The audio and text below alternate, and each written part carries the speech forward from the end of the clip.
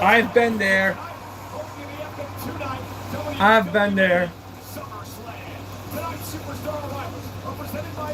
I've been there. We are here. I got this. I got a Minneapolis shirt, baby. Even though I am like 1,000 miles away.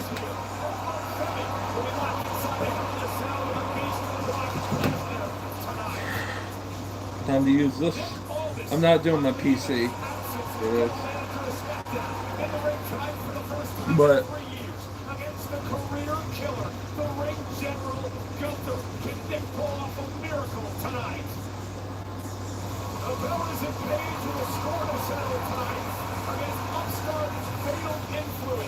Six-woman tag team action live tonight. And the undisputed WWE Championship is hosted by the champion, CM Punk, the challenger, Cody Rhodes, friends, now foes. Welcome to SummerSlam Saturday. The epic two-night SummerSlam. this better be good. How many ads? What's gonna be the ad to wrestling ratio? Everybody sees the swag, the success. What's gonna be the wrestling to ad ratio? I don't know. Can't teach that part. But what they don't But I'm kind of scared. see,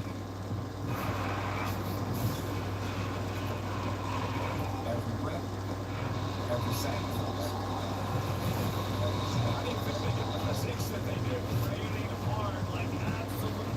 Oh,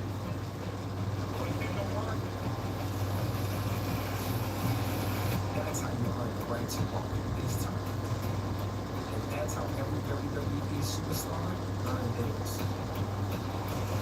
Doesn't matter if you're telling Lee to film or ring. Pressure's on the other side. Bet.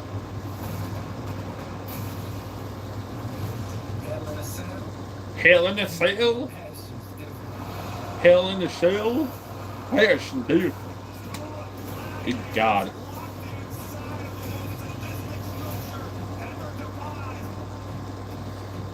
These are moments you want. Odds are the guy who's talking about this one after you watch it, you think got paid to say it. Moments you work for. Punk and Cody build up. It's so shit. It's so shit. It's so shit. This is where stars become highlights. It is so shit.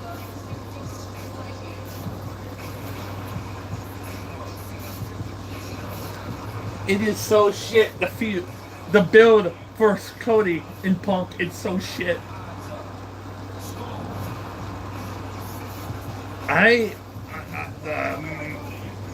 The only thing I'm hyped about with the main event tonight is literally just the fact that it's the match.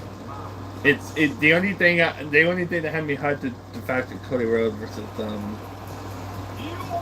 the fact that Cody Rhodes versus Punk is the only thing that's exciting. I'm more hyped about Gunther and Aldis and Brock and Oba. I've been there, not in that exact stadium, but I've been on the fucking right in front of that building. I have taken my picture in front of that building. I haven't been in it.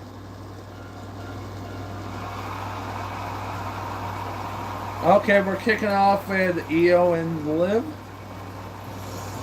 Yep. Okay.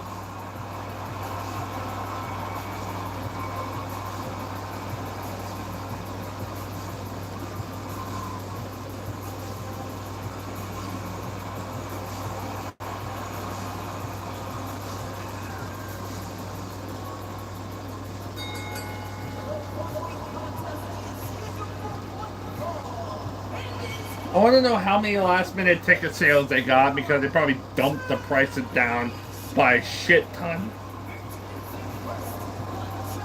right before the show. Watch, a majority of these seats were filled today.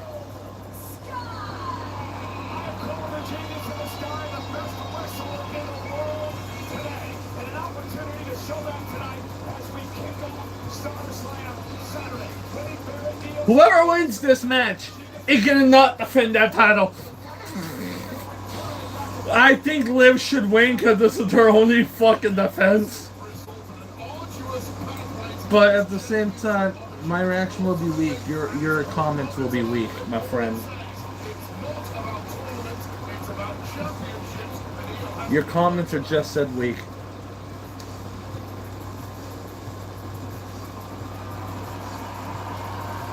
I have been there. I have been in that city.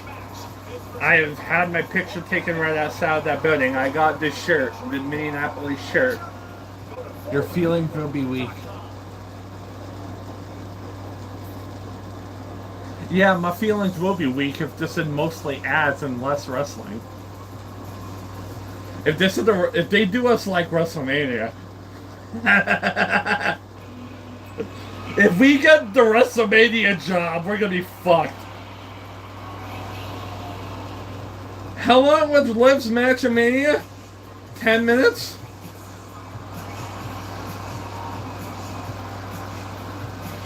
Will this be more or less or the same?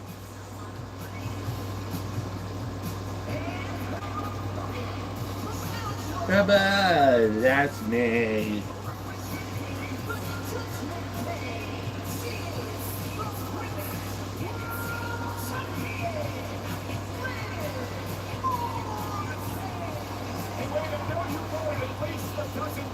Because if they build up the Summerslam, Quickstop provided fans the opportunity to vote on what gear Liv Morgan would wear during her match. You're already a lot of purple on the camera side. Probably a lot of black hearts too. I don't know. I don't know what the whole thing looks like. But they just kind of pan towards where the camera is a little bit, and there's a lot more purple from the seats being empty. They probably looked at it and were like, you know what? You can move on the opposite of the camera side, make it look more full. I wonder how many people were moved to the other side to make it look better.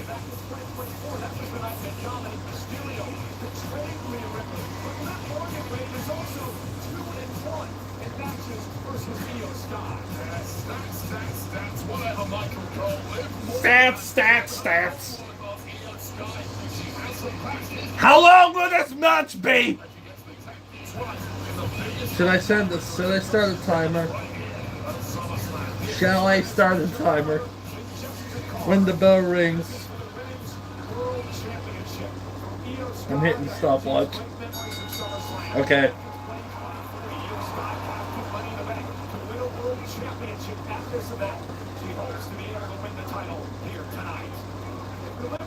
How do you keep the championship? Because keep in mind, wait, this is her first defense since she beat Stephanie McCare all the way back in April at WrestleMania. Yeah! It's a first defense because no living in the locker room. Excuses! It's her first defense because nobody wants to make her to have a fight. It ain't. Stop with the whole excuse of, oh, it could nobody has been, nobody has been brave enough to fight her. What do they have to lose? They ain't defending the title. They ain't defending the title. What are they defend? What will they be scared of? You lose? You have lose? Well, you came out the same way you came in. You win, you walk out with the title. If anything, you could say that Liv Morgan been scared to defend.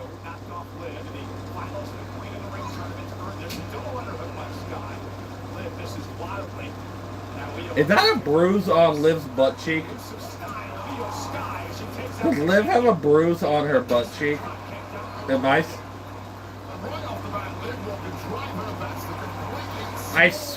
swear I see a little roundish purple dot underneath like her leggings or some shit.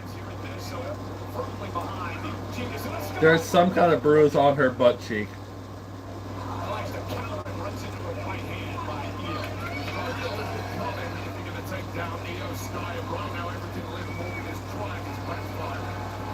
fans are helping her get onto the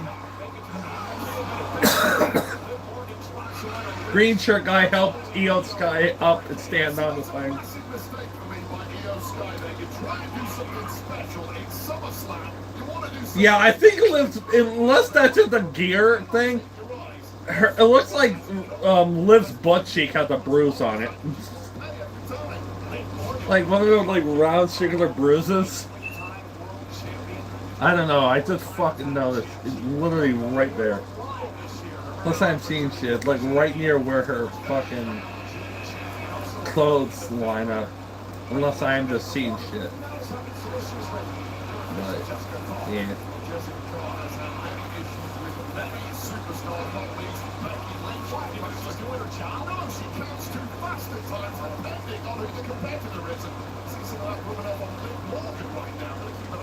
And suddenly, Morgan has taken complete control of this match. 20 now. Oh, Jesus Christ, the overdramatic jump. Wait, the overdramatic. Yeah, there's something on like the upper butt cheek.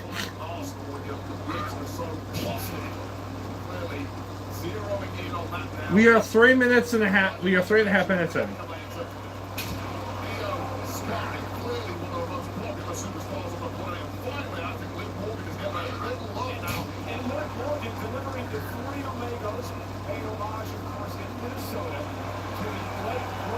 Eddie Guerrero. Ouch.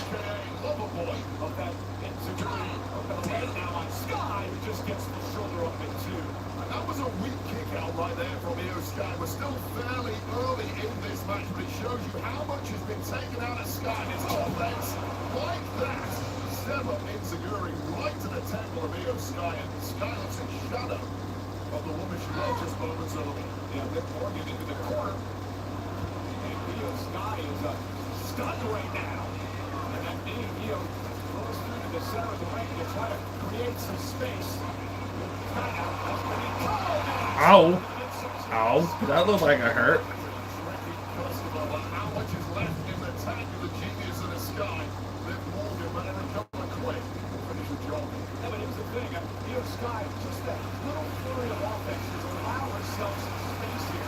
It's some time to regroup against the champion. She was absolutely getting smothered by Liv Morgan. It's a desperate time for Io Sky, but Io Sky now bouncing back off. Boom.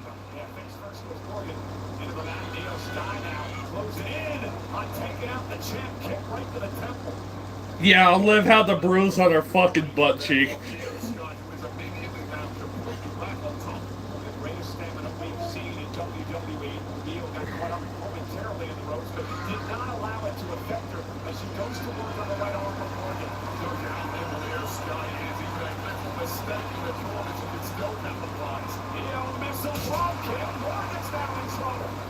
And you feel Io building momentum here.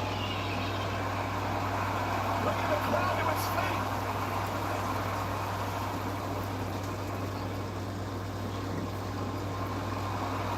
Come on! I really kind of want Liv to win so they could actually have Liv have a decent reign.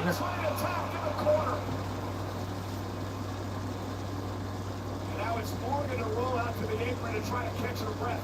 This has been a great onslaught by Io Sky. A small move by Liv Morgan, but pounced on immediately by Io Sky. Nowhere to hide here. Oh, now Io set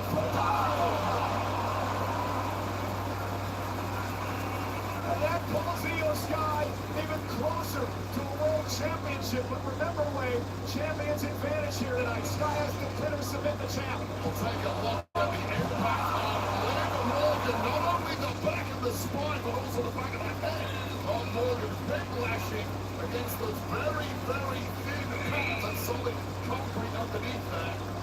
Io realizes she's got to run it back over and the official at a count of 4. Sky back up to the apron. Morgan's in trouble. She's got to do something here to be able to regroup Wade. Votes are fading rapidly for the champion to hold on to a title here. Oh, look at this. Oh, fucking course. That's bullshit. That is bullshit. Goes to the cover. And Io Sky stays in. What the fuck, Morgan? What's with the facing? You are how many minutes into this match and you're acting like, dude, you're like borderline like what the fuck, Liv? We are how long into this match? 7 minutes. The fact, oh god, the fact that we already have the interference kind of worries me. Oh, we're already having interferences here.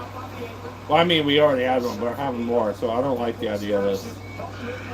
Oh god, I swear to god, if this match... Whoa, whoa, whoa! Did fucking Liv's tits just go? Bro, it looked like a fucking brawl just fucking got pulled up from that. And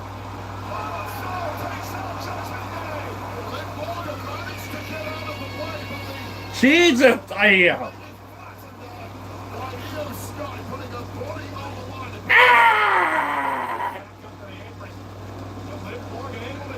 It's over, ain't it? Oh no. Please don't be over. Please don't be over.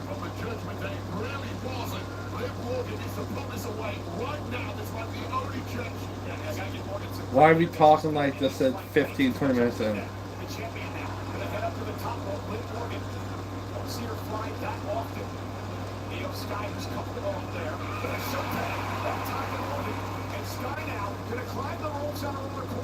Morgan just didn't have the balance to pull that move off quick enough. That is why people like Io Sky dominate the ropes, and she's about to do right here. Dangerous situation here, but does Io Sky have planned? Morgan's on the top rope as well. Sky on a Spanish fly.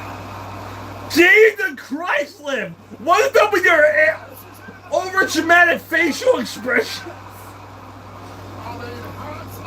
Liv, it's over dramatic in the facials. I could have said that a little bit better. But we all know what I'm talking about. Her facial expressions are a bit over the top. What is going on with Liv?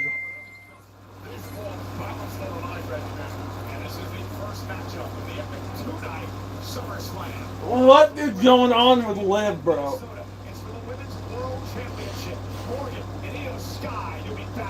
How long are we into this match? We are almost 10 minutes in. Okay.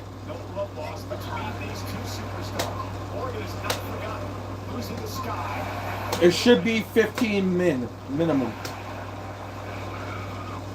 Liv is over dramatic. What is up with her fucking...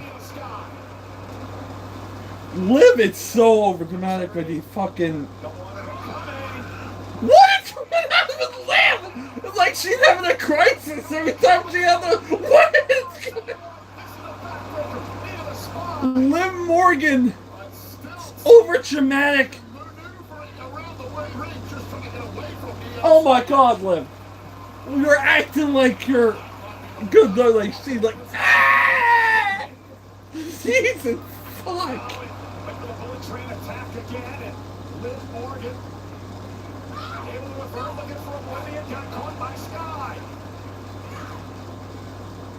You're post 10 minutes, okay. What's he planning to do here? Unique face plant maneuver there. Eaten by Liv Morgan, and how crucial was that for Io Sky to avoid that oblivion? And now, getting oblivion of her own, covered out by Sky to win the Women's World Championship. Okay. What a bitter pill to swallow. Okay. Alright.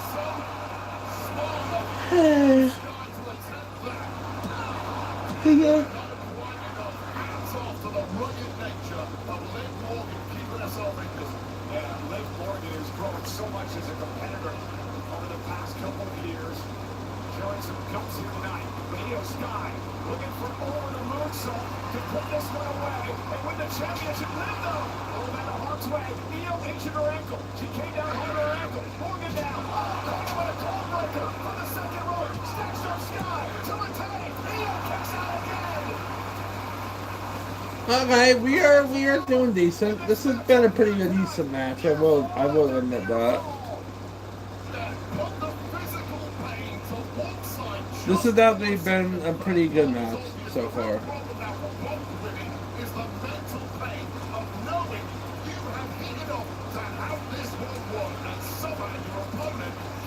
Longer than a WrestleMania, but I think it's there. So that's good.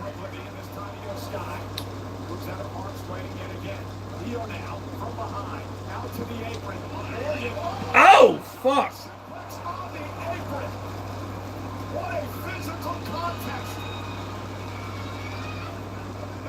Ow!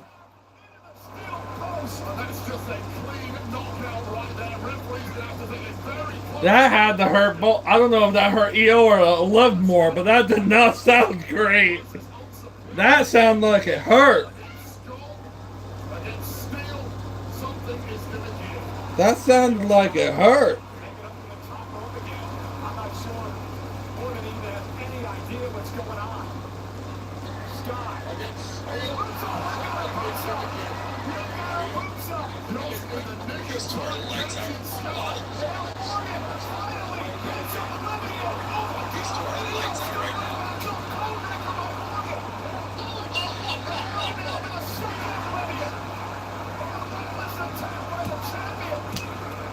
Okay.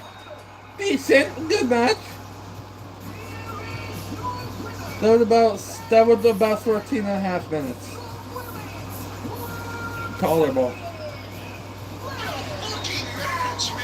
That was a good match. That was a good match. That was a good match.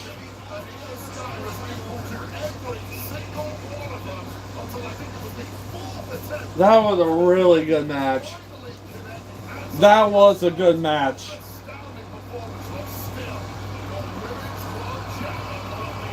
That was a good match.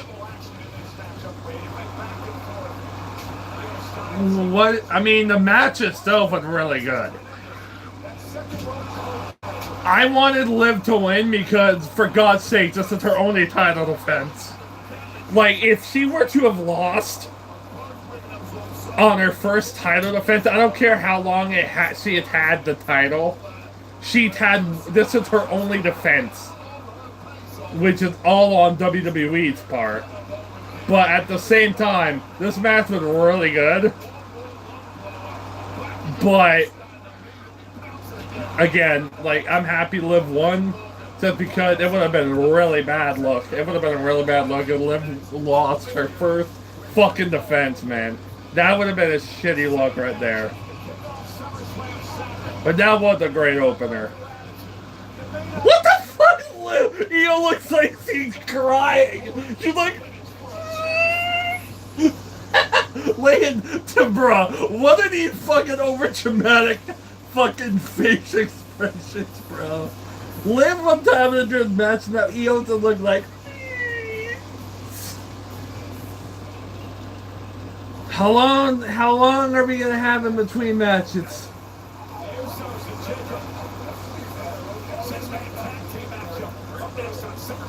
Up next in about how long? 20 minutes? When will this match start? Richie crying dog, all that. I mean, yeah, but I mean, I did think it's funny. I don't know. I know. I know why. I'm just kind of making a little bit of fun out of it.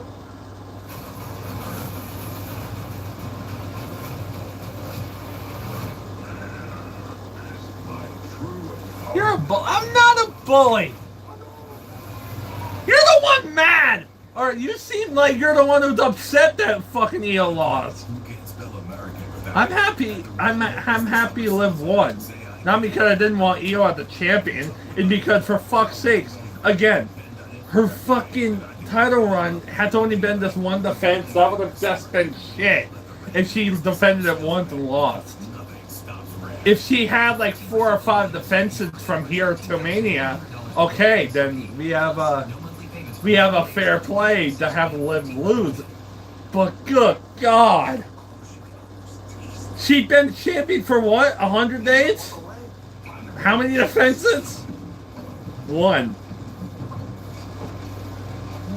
That's not their fault. That's WWE's fucking shitty booking fault. And their excuse is nobody's brave enough to fucking go on and fight Liv Morgan. What the fuck do you mean nobody's brave enough? That's their excuse for not booking Liv Morgan well. It's that nobody is brave enough to step up to the plate. That's just stupid. That is just a stupid excuse. That is their default excuse. Because they saw the backlash on Liv Morgan not defending.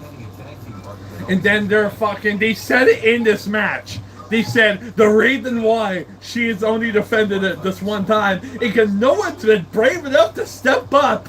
Like, what do you have to lose, huh? What do you have to lose to fight against Liv Morgan? You walk in, and if you lose, you walk out the same way you walked in without the title. If you walk in and you win the title, you have the title. What do you have to fucking lose? If anything, they could say that Liv Morgan's been scared to defend. But they didn't pull that story off because they didn't have anybody ask her to defend. At least it would have been an interesting curveball if people were asking to have her defend her title and she was refusing. At least we could add something there. That could have been somewhat interesting if they pulled it off right. But nah, they didn't do anything for Liv. They had her win. They had her go to the Queen of the Ring finals for a fucking tournament to decide who's gonna win, face her. Like, what the fuck is this booking? And I know you know damn well WWE booking and shit. Case closed, bro. It's just an excuse for lazy ass booking by saying no one's been brave enough to step up to the plate to fight Liv Morgan. Bullshit.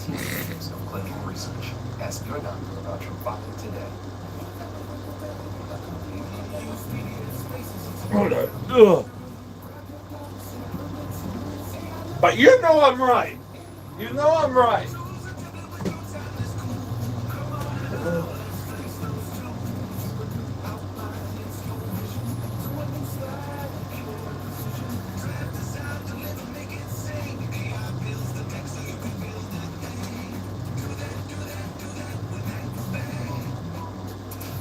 Was that an AI ad?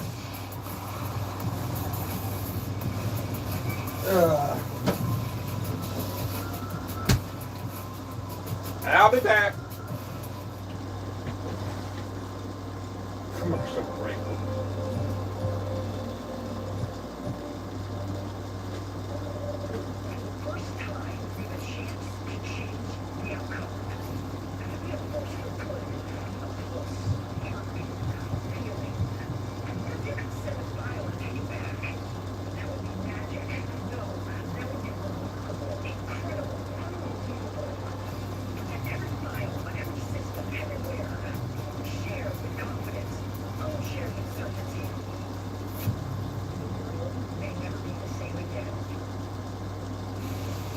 SummerSlam, the action never stops, and neither does DoorDash. Get food, drinks, groceries, and more delivered right to your door. When the bell rings, it's time for DoorDash. Everybody at ringside here tonight. I'm Michael Cole. He's Wade Bear. Wade, what a matchup to kick off SummerSlam between Liv Morgan and Io Sky. Yeah, absolutely spectacular, and you wouldn't expect any less from either of us. But that was the kind of match that in 25 years, people will still be raving about. You've got to say your best performances for the biggest thing. Liv Morgan and Io Sky well on their way to legendary status. You may have WWE legends in the house tonight, including the world's strongest man. The Hall of Famer, Mark Henry, is here at SummerSlam. Speaking of Minnesota, how about Charlotte Orton? X-Pac is in the house. Dangerous Dan Spivey is here, enjoying SummerSlam with badass dance and Spivey. And the mouth of the South, Jimmy Hart, the Hall of Famer, all a part of SummerSlam.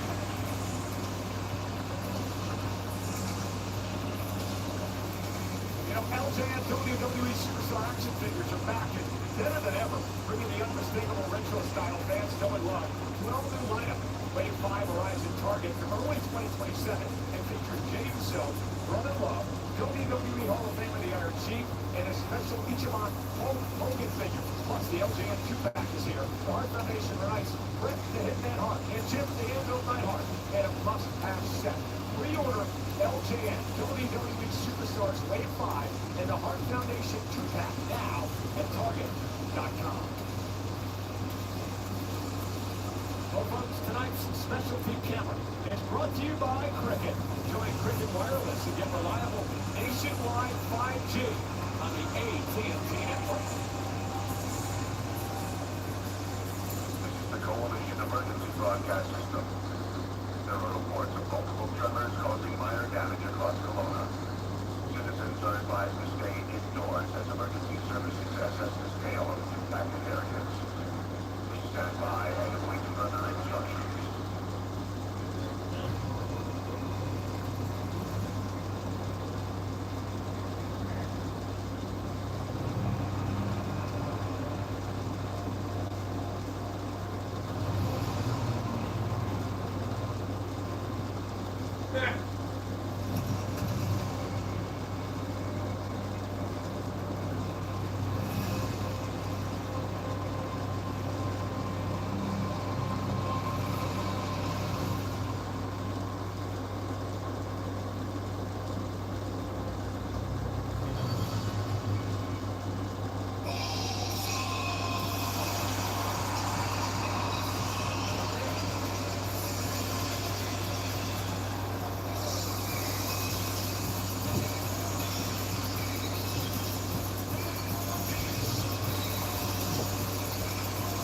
Just me, Oos!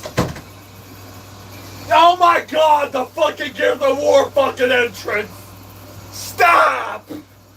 Stop! Alright, Gears of War!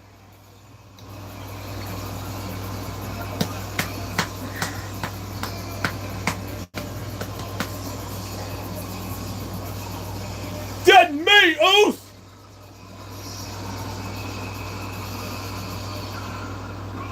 Fuck! Who? Jack! Jack! Fuck! Who? Oh my god, bro.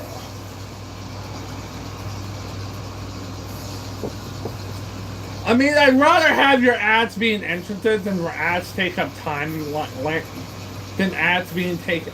Than the ads taking up match length, so I guess it's fine. Okay, that'd be pretty sick, but it's still Gears of War themed. But I can say that's sick. Okay, I like the mask. I like the mask.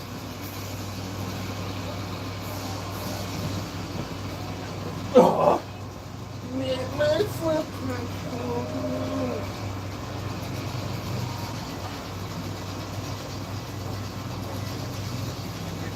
Like these, I mean, the sky's the limit. Please, WWE, do not hide your women's world champion from us anymore. This match is a thumbs up, like an amazing, amazing SummerSlam opener.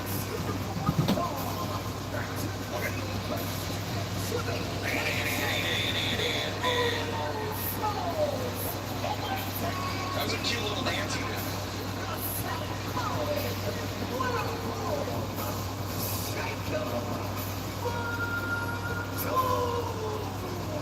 I could honestly don't really give that much crap about this match.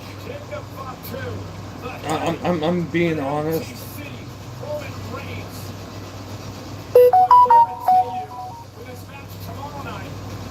Versus Seth Rollins for the world title is looking on to see how the bloodline fares in this six-man tag match. And this match is brought to you by Gears of War E-Day. Emergence begins October 6th. Pre-order now for Xbox, Steam.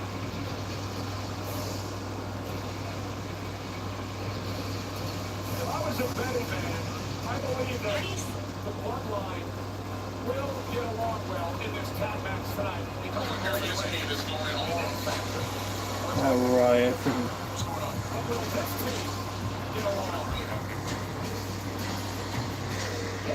I forgot about this.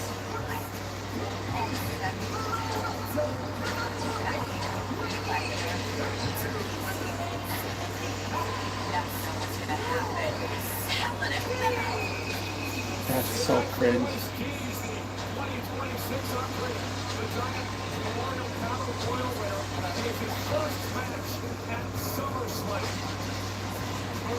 Earlier today, there's never been more focused in his life. This is something he's spent 20 years wishing and getting ready for tomorrow. Yeah, and nerves tend to get to a lot of superstars. I don't see that with Kings tonight. He's saying, take no prisoners, no nonsense left. I think it's marked tonight at Summerslam.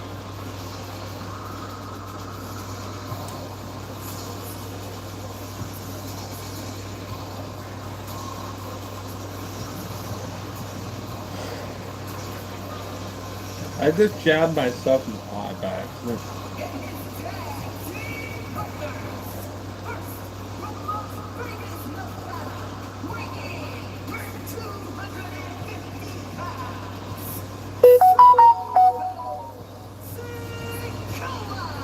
Let's not forget what Solo Sikoa accomplished last year at SummerSlam when he beat Jacob Fatu inside a steel cage. That is what Solo Sikoa is all about. Yeah, Solo Sikoa is double tough, but let's not forget the fact that Solo Sikoa is the one man in the family who has point blank refused to rejoin the bloodline. Night. Bam, bam, bam, bam.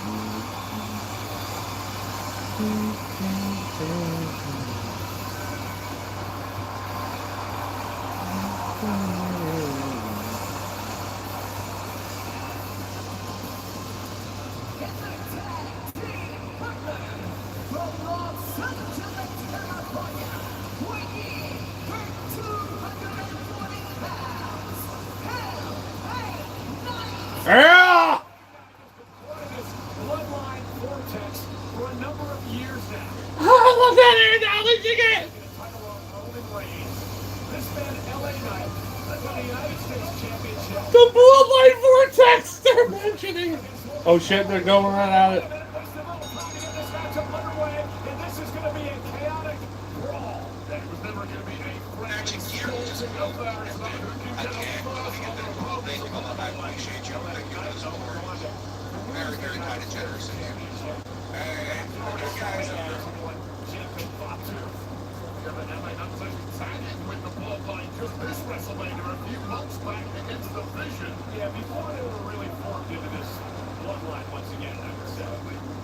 Waters got a little murkier with the bloodline ever. Jimmy Uso over the top and taking out Keys and Knight, and now Solo Sikoa coming up from main event Jey Uso, and now Jey Uso with a right hand as well, and Jey Uso and his younger brother Solo Sikoa going at it right now in the matchup. The Usos have a spectacular record weighing at SummerSlam. Yeet, yeet. Jimmy Uso's never lost a match. What the fuck? Solo Sikoa with a big right. They arguably the greatest tag team of all time and one of the winningest records of all time.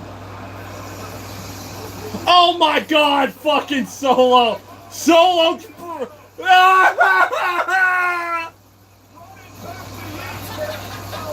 That's great!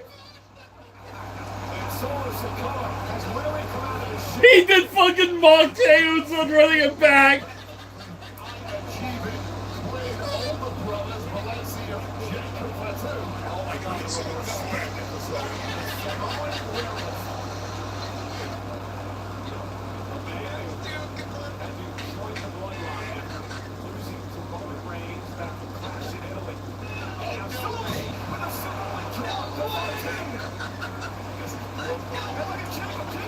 Solo running it back is fucking great! Oh my god, he's mocking Jay! I love it!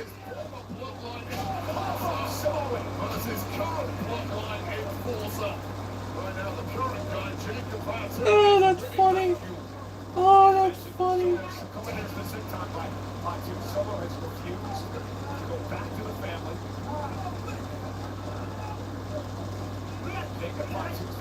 beat it. So I think that's really interesting. Fatu and the Usos just a few months ago gave specific orders by Roman Reigns to bring Solo back to the family.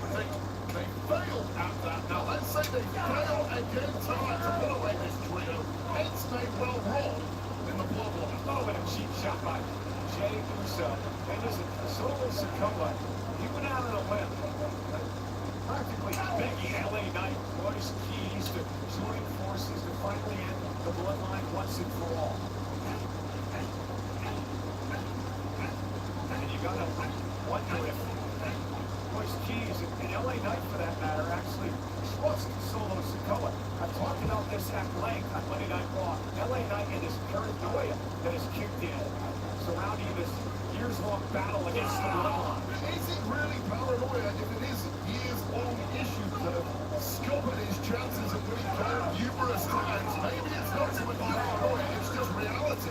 Well, did you ever think you'd see the day that now, oh, and a cheap shot headbutt. You think you'd see the day when LA Knight was taking Solo Sikoa? I never thought I would see that happen, but the enemy of my enemy is my friend, at least for the duration of this matchup. So I get it. All these guys, Royce Keys, Solo Sikoa, and indeed LA Knight are hyper aware that they need to take the bloodline's power away before total domination of the industry happens altogether.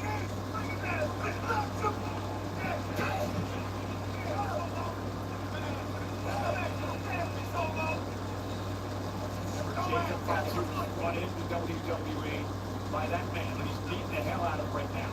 Solo Sikoa. Fatu gonna back up. Jay to the late great Umaga.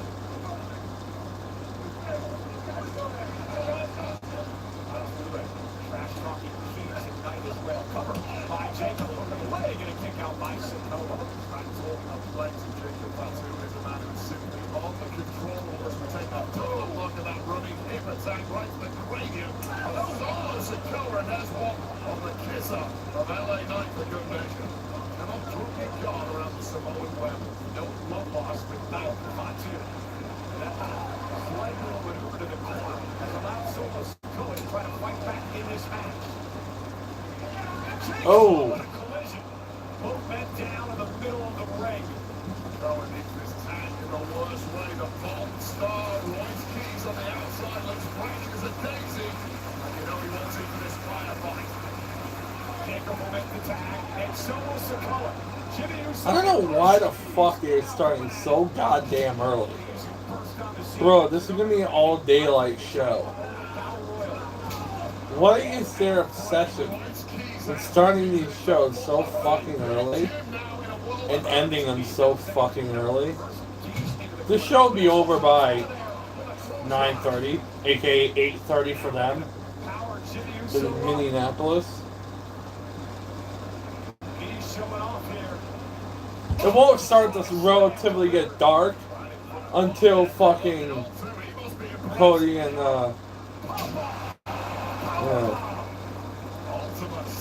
till Cody and Punk.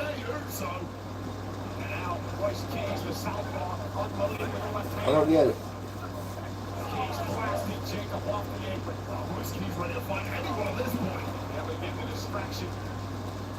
Allows Jimmy Uso now to take control. And that chaos in tag action is something that Jey Uso and Jimmy Uso especially are highly accustomed to. Thriving in that fog. He's had things going his way after that spine buster, but an interference and a distraction has allowed Jimmy Uso to take control. Comes to the flying bodies drop right now, although Keys back to his feet rapidly. The big man going to climb up to the second rope. His Keys have in mind here. I mean, he can do whatever he wants power-wise from the most freakish of angles. And I would not want to be Jimmy Uso right now. Trying to power Jimmy up. Jimmy trying to counter. Trying to shift his balance. So difficult to do on an unstable base on the ropes, but if anyone can, Royce Keys can. Oh, he can. Oh, he turns it in to an avalanche slam. Royce Keys somehow pulled that off. Royce, Tom Choice power slam. But so much taken out of Keys already, just cannot make that cover on Big Jim Uso, and may well have sustained an injury to that left leg.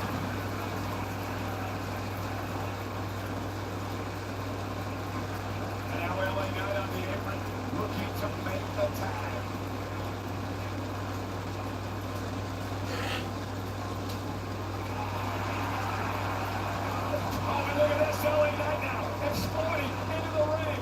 Knight going to work on Jey Uso.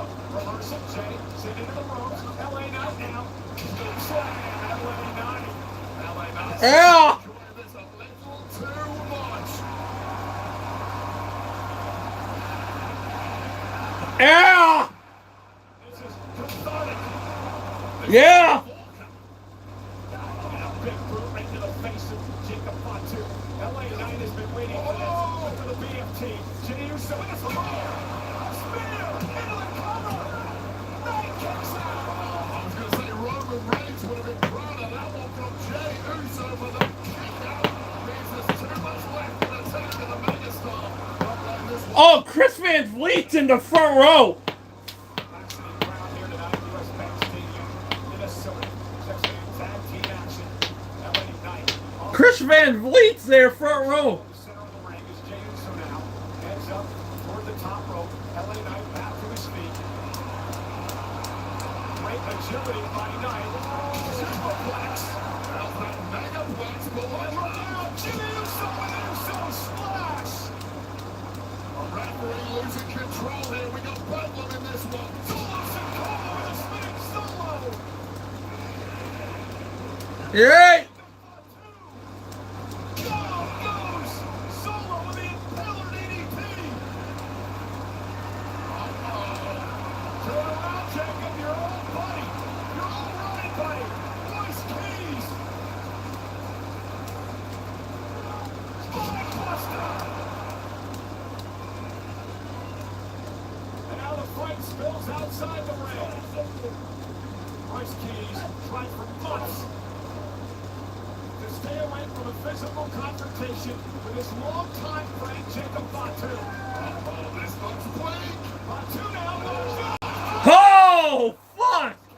With a slam in the timekeeper's area. Converted that into a power slam at the last moment, and both men there may be completely wiped out of this one. And meanwhile, LA Knight from behind. Oh. Jey Uso gonna put him there. Knight, and a kick out at two. LA Knight misses wildly. Jey Uso with another spear. Another spear by Jey. Tag made. Jimmy's going up top. Sticking with the double whammy, the Uso special. Uso splash. Covered by Jimmy. Knight is still in the smash. There's a tingling in the lower This is a decent match. just about. This is a pretty good match, too. I'm naturally impressed. We have to do tonight to put megastars away. They cannot understand the referee Carol Sherman with the count there. The Usos thought it was three. It was a double bullseye from the Uso. That was perfection, and that historically has always worked. And now Jey Uso. I'm impressed. They're calling for it. The Usos are calling for the 1D, the one and done. But Solo explained. Jey doesn't realize what happened. Now he does. LA Knight. BFT. Force trauma. No way! LA Knight got the pin? Call me shocked.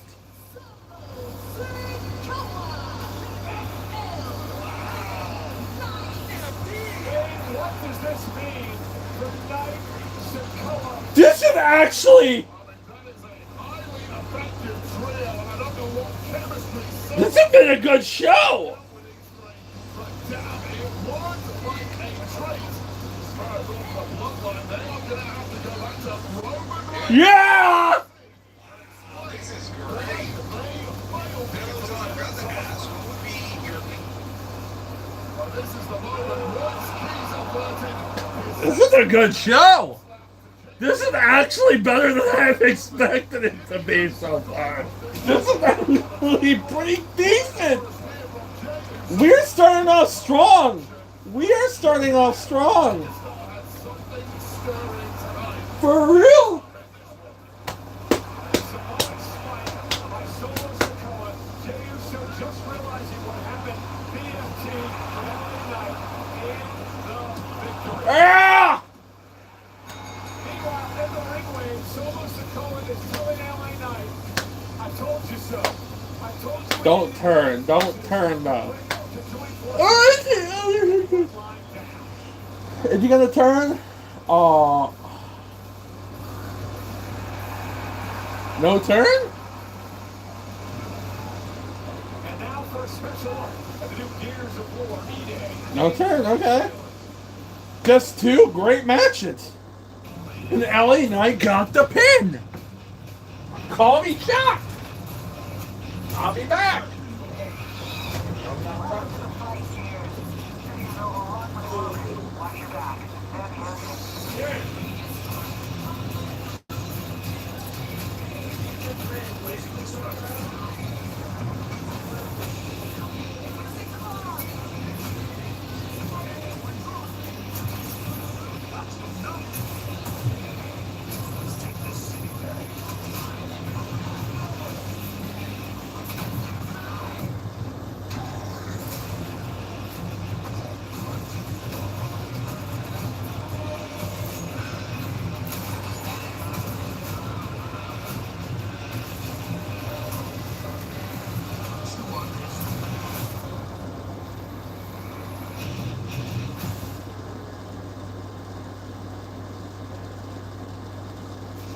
Summerslam in Minnesota is brought to you by Chumba Casino. Step into the ring, play hundreds of free casino-style games, and smash them. Let's Chumba. The career killer, the ring general, Gunther, looks to take out Nick Aldis in Aldis' first match in 3 years. It's next.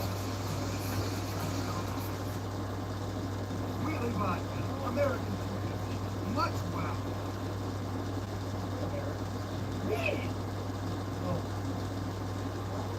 The real spirit of this country isn't fanfare. It's people. The ones who put in the work and celebrate, and those who matter most.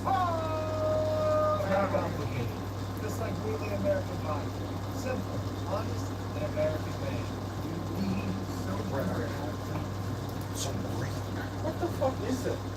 I can. You can't spell American without it. What'd you At put the in the Ram water? Meets the summer sales event. Say I can. Green and for a Ram green truck. shirt guy? I can tow when others won't. Power to anything. Depend on it for everything. And I Big can money. pick it all up better than anybody. You can do What anything. is this? Scream, let the Ram make this the summer sales event. Because It doesn't even smell like it. Get 50% below MSRP for an average $13,300 below MSRP. Plus, no monthly payments for 90 days on the 2026 Ram. It was supposed to be limeade, but shit. What'd you make to get that green? I saw it in a bowl of green. What did you put in that? No, what did you put in that? I'm telling you the truth, I put in green. How did that? How do you expect that to be limeade? Because I put limes in it. And mixed with Network so smart, it includes the Wi-Fi devices that need it. limes and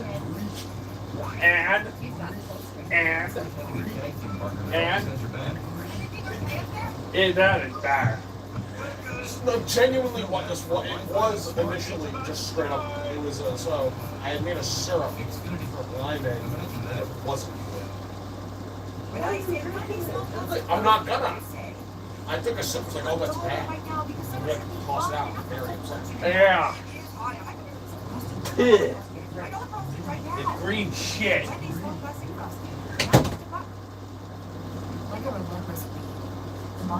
Oh. Oh. Oh God. What the? I need to cleanse myself with more green. Or better green. As early as 4 Ugh. weeks. Remission at 12 weeks, 1 year, and 2 years.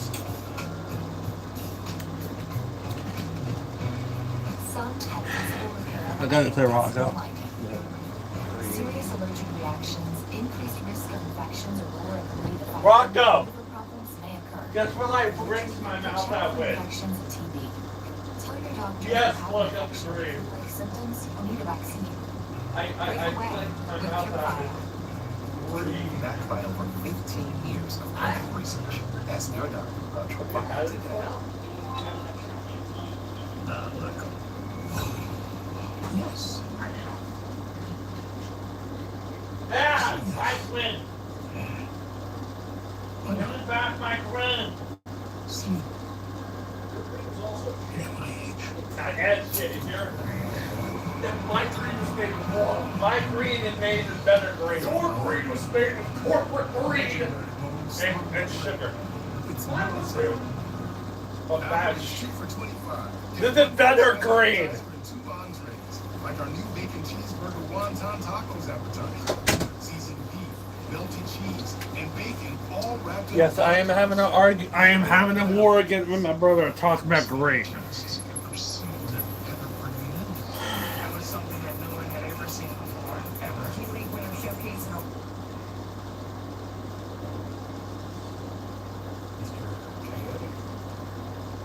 I'm gonna help.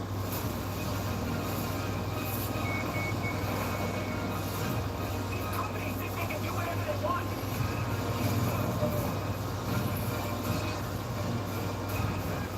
That's their daughter?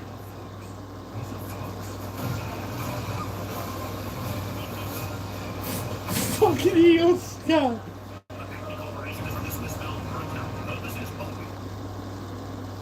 Hey, all weekend, SummerSlam TakeOver is free to attend, and Superstar autographed and photo ops are on sale now at WWETakeover.com. Plus, be sure to gear up for SummerSlam by visiting the SummerSlam Superstore, presented by Chase Freedom, the official credit card of SummerSlam. SummerSlam TakeOver opens at 9 a.m. tomorrow at the Minneapolis Convention Center. For those who can't make it to Minnesota, visit WWEshop.com to get all your SummerSlam collectibles. Hey, WWE, in partnership with The General, has crowned the Fan of the Year. This fan is Junior Holbrook. Thank you for being a fan. The General, they give you a break on your co-insurance when you need it. Oh my god.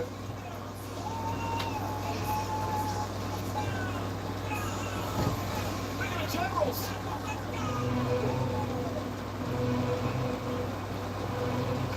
What? What? The general introduced the general. Yeah, the terrible. The ring general. Gunther should chop the fuck out of the general. That would be one hell of a save. They should make him have an ad together. I don't know why they have No, No, where he chops him. no. The idea Well, of you want to see a mascot get brutalized on national TV? Live? I don't want Gunther anywhere near the advertising schlop. Well, unfortunately, they had him as close as they could get him. Just now. Yeah, Chris Van Vliet's right there. I don't see. Next to the purple dude. Purple guy! There's purple. There's Chris Van Vliet, purple guy, and green guy. Look, he's the black I can't purple. believe William He's the Afton's. black out of the three. I can't believe William Afton's there. He's the man behind the slaughter. Okay, it's not a reference you're getting right now. It was a Five Nights at Freddy's reference. This match is But yeah, Chris Van Vliet, purple guy, and green guy. Fleet guy, purple guy, green guy. Purple guy! Did you see the interview where Where he cried? Yeah. where fucking I was listening to dude. it while I learned That made me more. I was listening That to- made this match even more. I was listening to it while I learned my car is fucking dead. That was as I was actively listening to that interview, and then they're like, "Hey, you need to come in now. Come back to the shop. It's not. You can't drive this."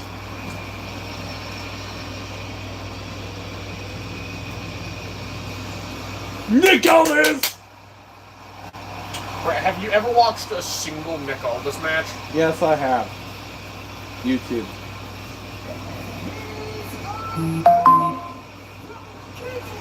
I've not seen a live Nick Aldis match, but I I've seen a have. Nick Aldis match. I have.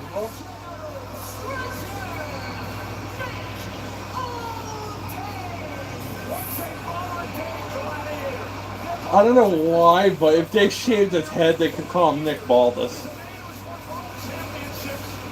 And that would be stupid, but kind of funny. Shave his head, he Nick Baldus. See, Chris Van Vliet? Yeah, no,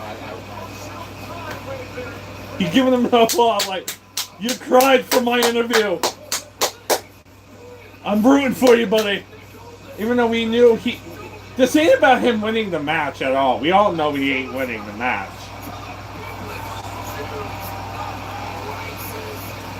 What? The biblical Jews?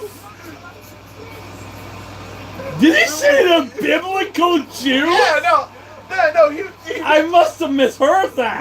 he's What the fuck did he say? Biblical Jews? I think he's trying to call Nick Aldis the Messiah? Is he equating Nick Aldis to Jesus Christ? Oh, that would be even more fucked if he get fucking chopped out.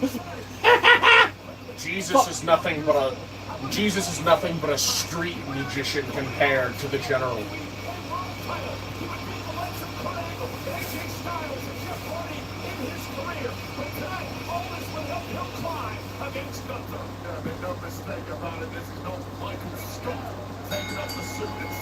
Alright, let's see this. Oh, Chris Van Vliet. He is front and center. He had the center spot. It's fucking green shirt guy off to the side. No, green shirt guy is the center of the universe.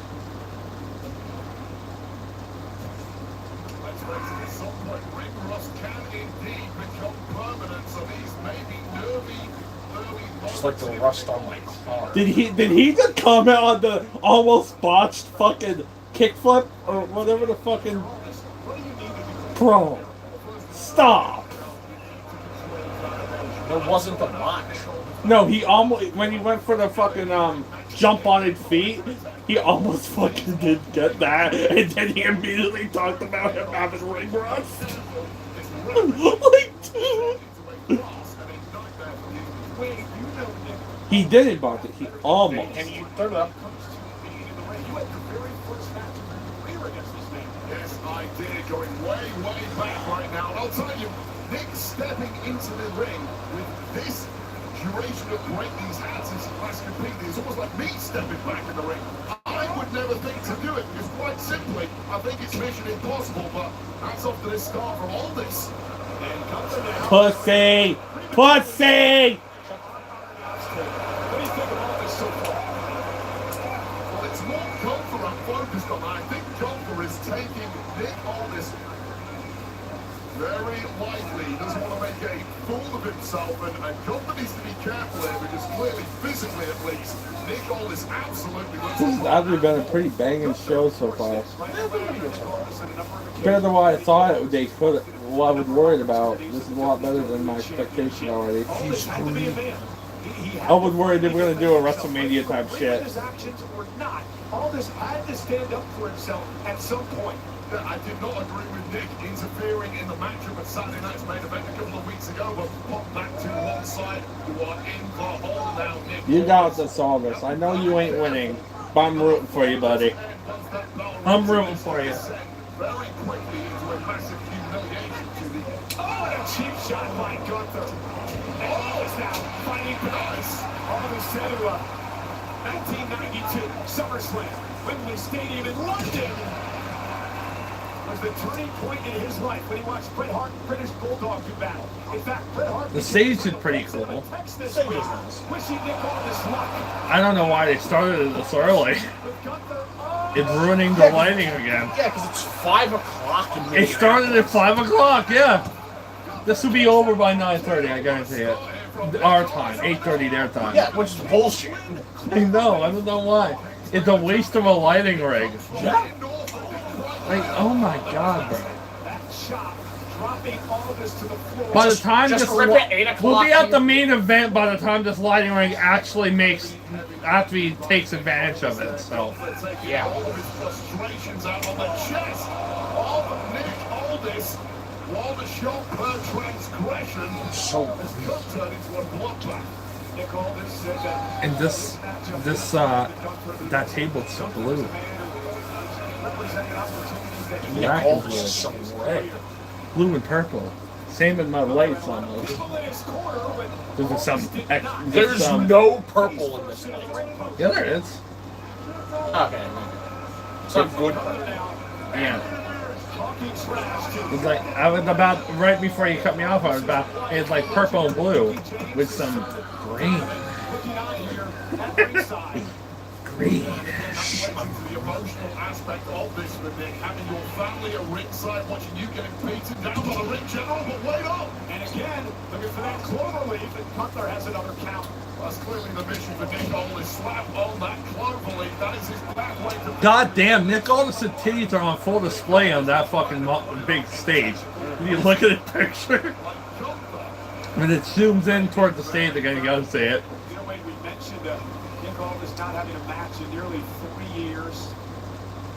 As you just take a look at this shot. Boom! Across the chest of Aldis. That tells its own story. Even without sound, and that will completely knock the wind out of anybody. Oh!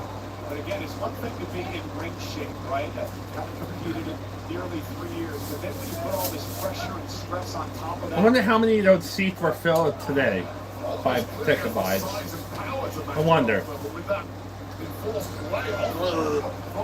I still don't know what the other side of this arena looks like. You haven't watched football. And it drops all this to his knees. I'll tell you right now, getting back in the ring at this level, no warm-up matches whatsoever, no matches against lesser competitors to make sure... See, titties. Look at them titties. That is an aggressive nipple. Got it. He should like... God damn. That's the first thing I noticed was the fucking What are you, tits. gay? No, it's just like I just saw a fucking tits on my screen. Like, Jesus. He won the world title from Damian Priest here at SummerSlam 2 years You even said that's a aggressive titty. That's an aggressive nipple. Look at that. to the spine, and Aldis showing some signs of life. And again, looking to lock in the King's Link Cloverleaf. That's a mouthful. And now sweeper from Gunther. Oh, this could be good night right now. This is usually the kiss of death. When Gunther gets this locked in and rapidly now Aldis is fading. Ask AJ Styles and John Cena all about this. Aldis down to one knee. Gunther, the ring general, the career killer, looking to end the dreams of Nick Aldis tonight. Starting to get overwhelmed at this point. The referee taking a very close look, but Nick not ready to give it up quite yet. Nick trying to make it to the ropes, and he drives Gunther head first into the top turnbuckle. And Aldis now with a little bit of an opportunity. The fans are on their feet. Aldis feeding off this crowd. And Gunther in a clothesline stops him in his tracks. It's just a game-wrecking move. I don't care how big and tough you are. One shot, wow, and that right hand will stop Gunther from making it to the top rope. And now, what does Nick Aldis have in mind? Is this Aldis' first WWE match? Like, that's that. And Nick's got a chance. The official Dan Engler checking on both men. Take another look at this back and forth action. Just a depleting clothesline there for the ring general, but combined with this superplex. Nick Aldis and both men wiped out.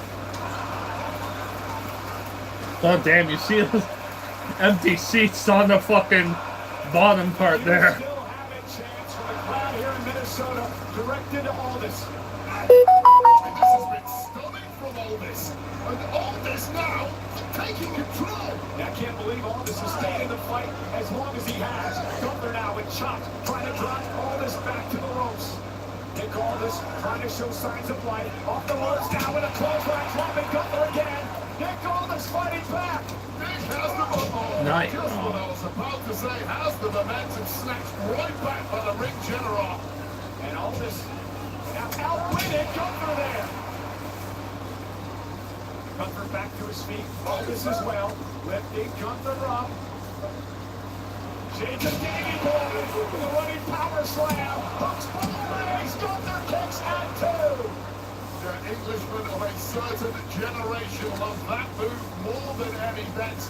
As you said to Davey Boy Smith, the British Bulldog. Main events are a SummerSlam 92, winning the Intercontinental Championship. As I mentioned, it's a match that really made Nick Aldis believe he wanted to be a professional wrestler. This has just been stunning from Nick Aldis. Now scaling the heights and could put this one away. Aldis top rope, nobody home. Gunther ducked underneath. Aldis back to his feet. Gunther misses with a big boot. Aldis now with an opportunity. Right to the leg. Can he soften it up for the clover wave? Nick looks as good as Nick. Good driver by Nick Aldis. A version of it anyway. Didn't get all of it as he delivered the slam to Gunther. And now Aldis going to head up to the top rope now. And struggling a bit. You would expect that in this high-stakes matchup. Elbow from the top. Shades of the Aldis of old. And what a bullseye, and Gunther's in big trouble here. Nick Aldis may be about to pull off a miracle at SummerSlam. How much does Nick have left? Can he dig down deep and put the ring general away? Over the spine of Gunther, who's now writhing in pain. Oh, this is the one thing Gunther did not envision having here. And here it comes. Kings. Okay. Aldis has won titles with this move. Gunther's in trouble. Gunther has nowhere to go. And Aldis pull off a miracle. So, if he beats Gunther, I will shit. See, this would be with a career killer.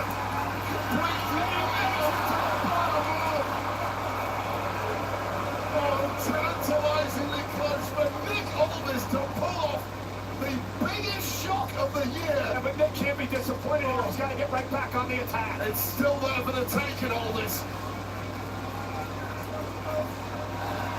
Nick Aldis understands this could be his chance, his opportunity for one of the biggest upsets in WWE history. Bethano sent Aldis into the turnbuckle in the corner. Now the sweeper in. Oh no. Oh shit! Oh! Flex. Now Gunther up, down, powerbomb, snaps him up. Aldis down, kick out of two. Gunther again, trying to wear Aldis down. And this is the cover side of Gunther, sleeper on Baby Cole. And the legs wrapped around the body of Nick Aldis. Gunther saying tap, tap out Nick. And this, Aldis flailing away. Nowhere to go. Wrapped up by this constrictor in the middle of the ring. There's a fire burning inside Aldis, doing it. Nick Aldis trying to fight back to a biblical pace that he does. Aldis trying to create space. Oh no. So back to the mat. By Gunther. Does Aldis have anything left? Oh! Has to tap out.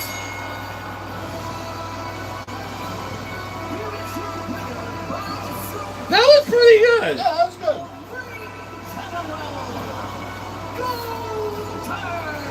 You have to wonder if the career killer killed another career here tonight.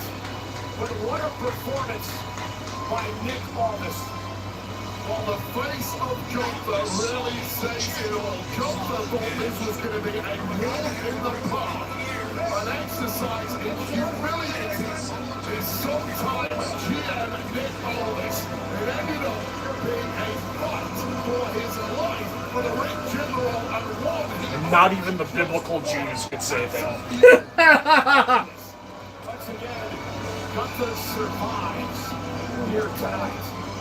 Take another look back at some of this action. This was the moment Nick Aldis shot Gunther with a sleeper of his own, but find out the side toe suplex before drilling Aldis with his powerbomb. Nick Aldis, that was good. That was a good match. Alrighty. What? I'm out of here. Okay. Locked tight in the center of the ring. The hooks are in it after a magnificent fight effort from Nick Aldis. The seemingly That was a good match. on the tap out of victory for Gunther.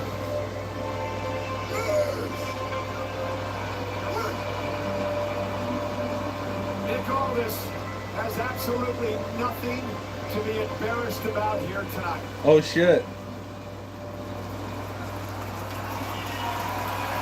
All right, standing ovation.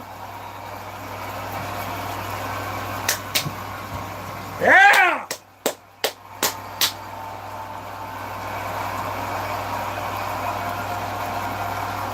Yeah!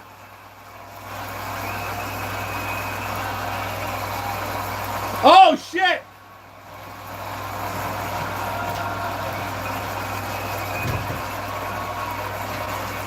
Well, young man, kind of in the cynic they call this. Was the legendary Mickey James, his beautiful wife.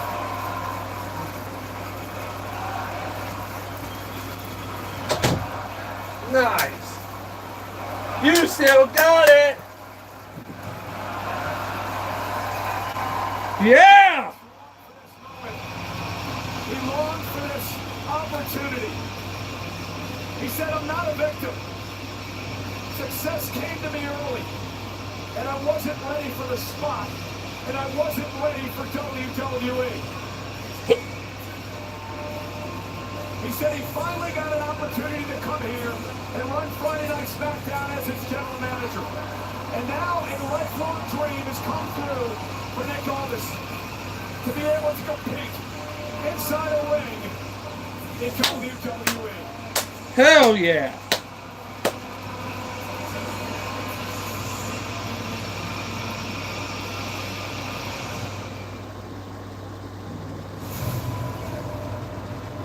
The wait is over, and Club WWE is live now. Start earning rewards. Check out your exclusive member benefits and explore the catalog of premium content you can't find anywhere else.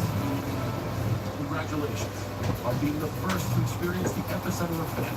I didn't know Mickey James was fucking This is Club WWE.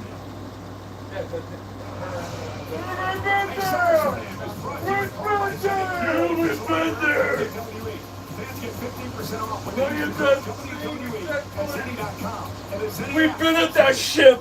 We've been at the ship. I've been at the ship. I've taken my picture in front of that ship.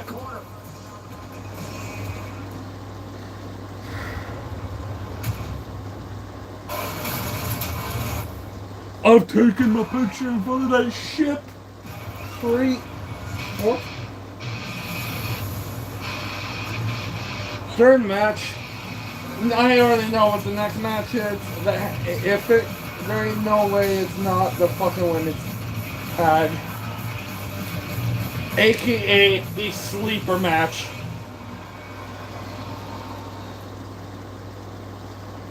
Match I could give two shits about. At the Ram Make This the Summer sales event, say I can in a Ram truck.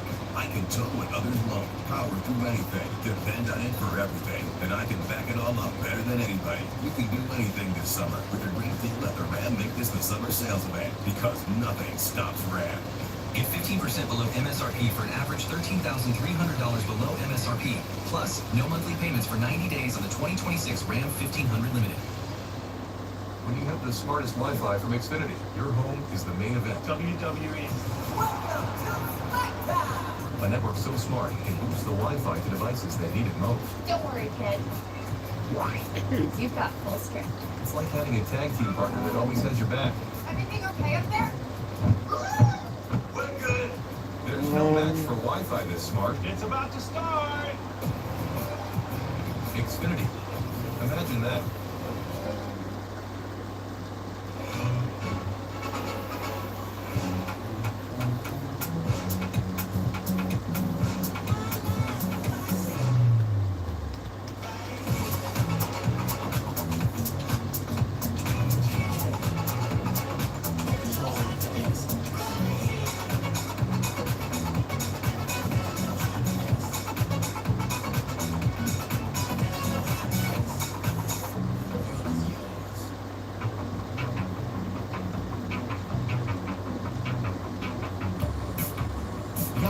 Like you've never yet before.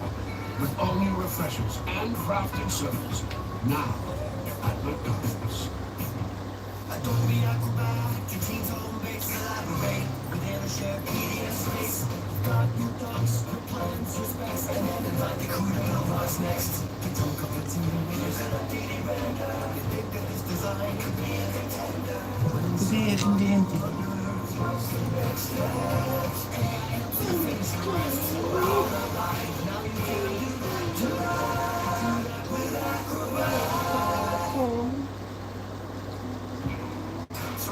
had me looking for plaques, brushing off flakes, and searching for answers. Now, with Benzellix, I'm back to clear skin. Only Benzellix targets and blocks IL-17A plus F to calm inflammation. Most people got 100% clear skin. Some after the first dose. Effects like suicidal thoughts, infections and lowered ability to fight them, liver problems, and inflammatory bowel disease have occurred. Tell your doctor if these happen or worsen, or fevers, chills, muscle aches, or cough occur, or you've had a vaccine or plan to. Before starting, get checked for infections, tuberculosis, and liver problems. Start to say I'm back to clear skin with Benzellix. Ask your dermatologist about Benzellix, also approved for psoriatic arthritis and HS. I'm not going. 3 matches in, 3 left to go. Say yes. We have the women's match, which I don't give a single shit about. And then Hell in a Cell. And then Cody and Paul.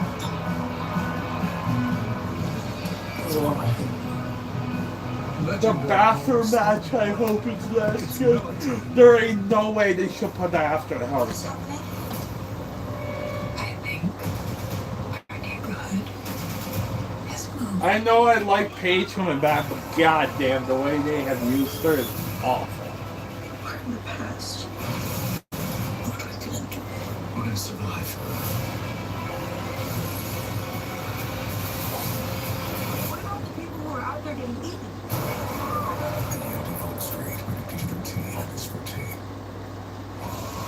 And Club WWE is officially open. This is the Ultimate Insider membership. If it's not the women's match, what are we doing? If they put the Hell in a Cell match next, they are screwing over the women even more. WWE and become a member.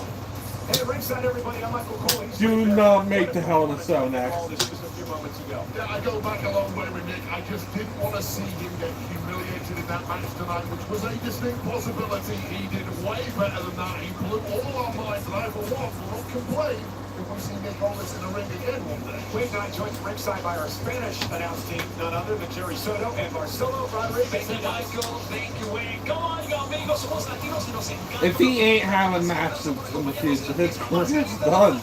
Could you fuck him out of the fucking general manager role? Vivido mucha acción y se acerca el juego de la serie infernal en Summerslam. Latino Heat. And you guys aren't the only celebrities here tonight. We got a lot in the house, including the UFC lightweight fighter. We don't care! How about Zach Brown? Please don't care. We are wrestling fans. Oh, busted open. Yeah. Remember, Busted Open Radio now part of WWE Radio, channel 156 on Sirius. So even more corporatized. Okay, thank God. Because if they would have put this after Hell in a Cell, that would have been awful. Okay, I'll use the bell. I am gonna.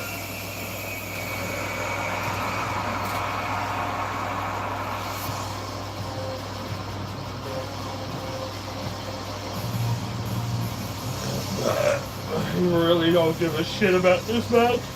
It had nothing to do with it. It's just because they don't give a shit about belts. They could have been a good belt. It's not. Crap still. And then a big body crap match. This is the sleeper match of the entire weekend. I do not give a fuck. I seriously do not give a fuck. I don't give a fuck about this match.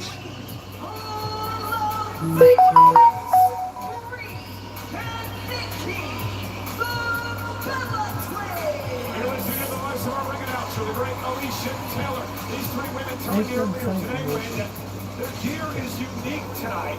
It's all blended together. Everyone has a checker look for Bray, flames and chains for Paige, and the names on the back Cool. Nikki Bella. And that's not all they told you, was it, Michael Cole? They also told you to stay well away from them, you big freak. But I will agree that their gear looks immense. Will the performance of this trio match the gear? You and I should coordinate like that. Nikki Bella returning to action tonight for the first time in months. She broke her ankle, suffered a severe sprain.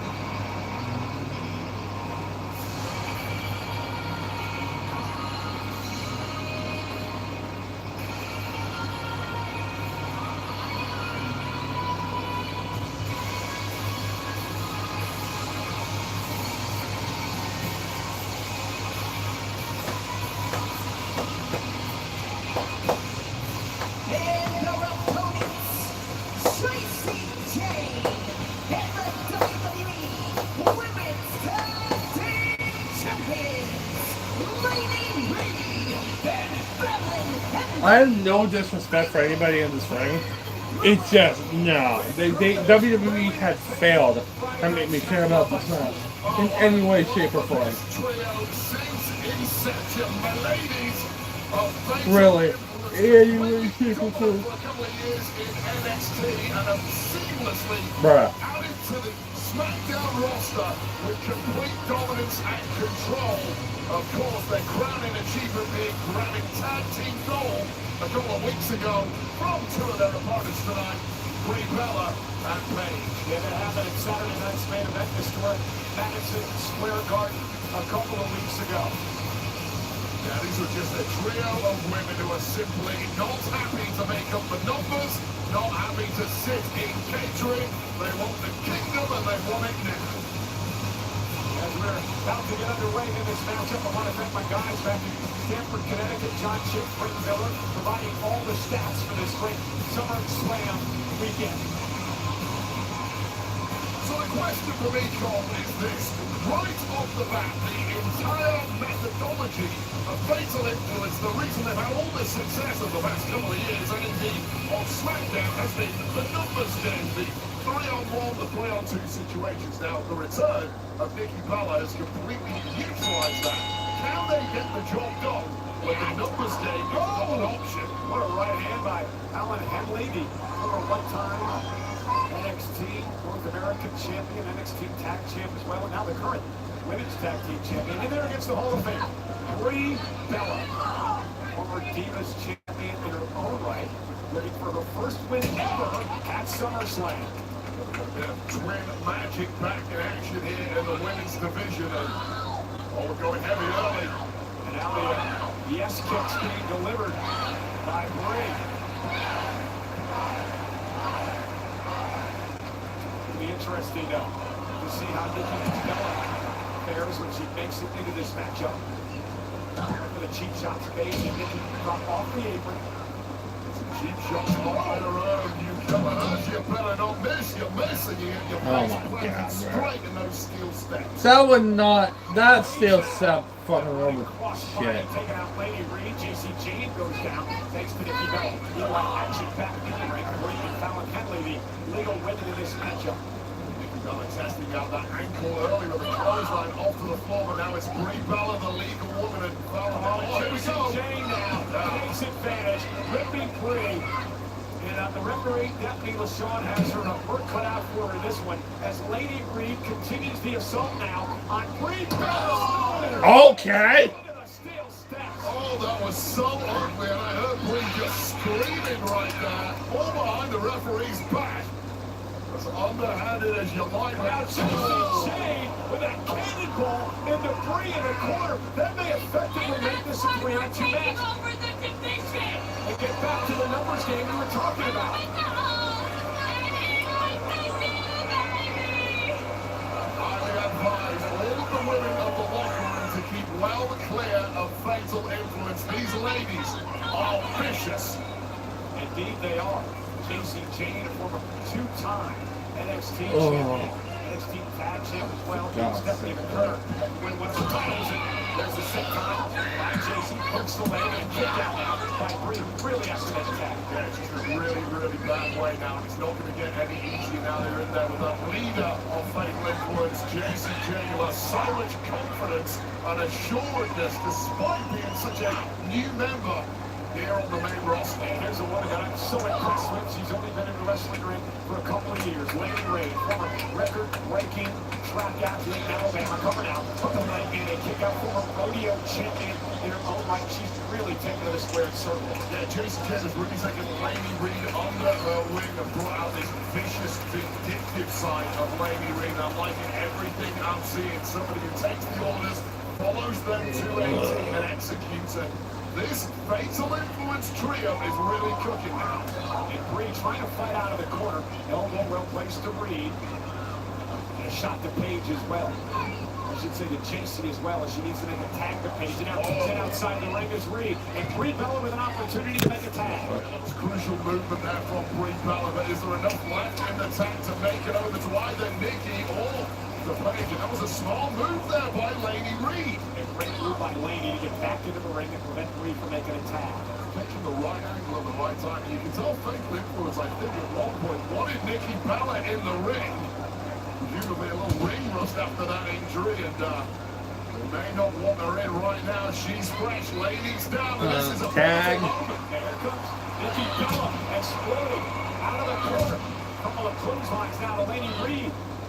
Nikki bounces Reed's face off her head. Yeah, I'm not seeing any ring rust whatsoever with Nikki Bella. Like, he has a sense of the two matches, but And sends Fallon Henley into JC Jane and follows it up with a clothesline. Small move, taking out 3 women in one go there. Nikki, a two-time Divas champion, Hall of Famer, X Factor. By Nikki Bella and a kick out. And this is the Nikki Bella we have been missing. A generational great. Well, turn the women's division into what it is today. And now the power of Nikki perhaps ready for the Rack Attack 2.0. She drops Reed. Goes into the corner to take out Jane. Distractions in a match like this. Quick one there, quick thinking from Lady Reed, but not enough, and a massive forearm smash to the jaw collar. Yeah, Nikki Bella again looking for a finishing move. Fallon Henry trying to hang on. Paige catches her with a kick, and Paige now with a kick off the apron. Meanwhile, Nikki connecting. Here's the cover on Reed. Hook of the leg. JC Jane breaks it up. And that had to be pinpoint timing from the leader of Fatal Influence, and what a pinpoint shot to the jaw of Paige for good measure. Just complete dominance and confidence, but do not take your eye off the balance. Yeah, Brie with a right. Now trying to track her sister. Nikki back to her feet. By showing the Bellas are cooking up here. Plan in hand, got the plan be pulled off. Uh-oh. Intercepted is Brie. They were going for a double team. Lady Reed now with a slip underneath. Roll through now. Oh, and a running knee by Lady Reed. Tag made. To the other half of the tag team champion, Fallon Henley. this is really the match I'm like, bro. Like, I don't give a fuck. Oh, we've seen this before. I don't give a fuck. By the tag champs. Cover. Under the leg and Paige breaks it up. And that was game over if not for Paige right there. It's a move that used several times in beatdowns, and this one's breaking down in a bad way. And Fallon Henley right to the neck of Paige. And now Brie back. For that kick to Reed. JC Jane now. Sends Brie. No, Jane. We're gonna go from the least interesting match to the most intriguing match. Since it's next, obviously. Jesus Christ. They got no response. Henley mocking the Bellas. Ride him, cowgirl. And now What the Henley- fuck? Uh-oh. Oh, wow, what a collision. Both women down. Bro, you yelled and you got the crowd is dead. The crowd is dead. Jane wanting to make a tag. And she does. JC Hold on. Jane. Match is right for the package right now, but Paige just about saving Nikki Bella, perhaps making a tag at the same time. And she hit up her one time. Sunset flip into the big combination. Shoulders down, kick out now by Jane. Henley causing a distraction. Bang! JC Jane into the cover. Off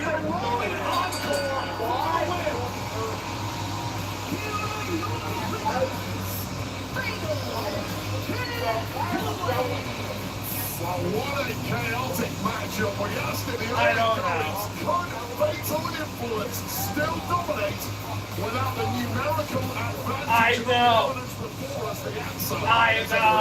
I know. A force to be Match is over, thank God. future of the women's division on Friday. Dude, that crowd was so. Oh, this is the moment JC came in the early going, took out Brady Power. This is when things started breaking down towards I the feel end. bad. Nikki Bella taking herself in the process. I feel. Coming close in. God, there was someone in the crowd doing a thumbs down. Nicholas fatal influence was Dude, this match was trash, bro. Bro, this match, like, bro. I mean, I weren't expecting much, and I didn't get much.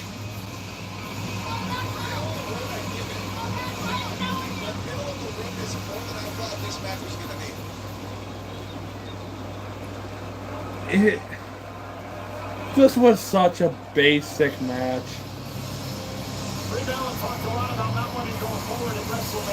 Dude, there are people doing this. Oh my God, we have to turn. The Bellas have turned on Paige. Oh, and the crowd is still barely reacting.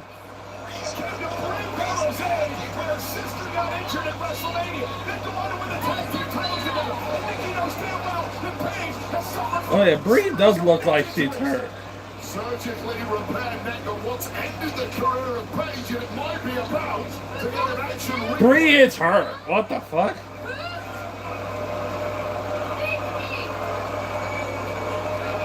What is this all about? Is it jealousy over what happened at WrestleMania? You lose, there has to be consequences, Cole. I think Brie is hurt. I don't think this is just about a loss tonight. This has to Brie is hurt, I think. Her shoulder's hurt. Or she's selling, but it don't look like it. WrestleMania. And now they pull this stunt at I think SummerSlam. Brie's probably hurt. But the real Bellas are back. Her shoulder's hurt.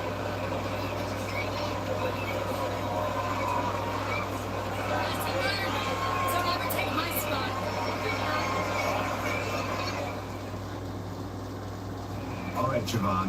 Xfinity Dream matchup. Legend versus Superstar. Oh. Who you got? I gotta go with Overthinking. I'm going with the dead man. This is a dream matchup. You ready? Let's do it. Oh my God. Can you imagine the Hell in a Cell match that these two... Instead of them being on the card, they're playing 2K26. Yeah, this one might be... Well, no, Jack Cable's on the card. The matchups you've always dreamt of with Xfinity. Xfinity. Imagine that. Ugh. And Javon Evans on the card?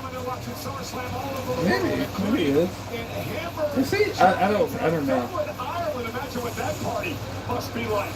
New Guinness is getting sank right there in Dublin, Mexico City, Mexico, enjoying SummerSlam. How about down under? Brie looks like she's hurt.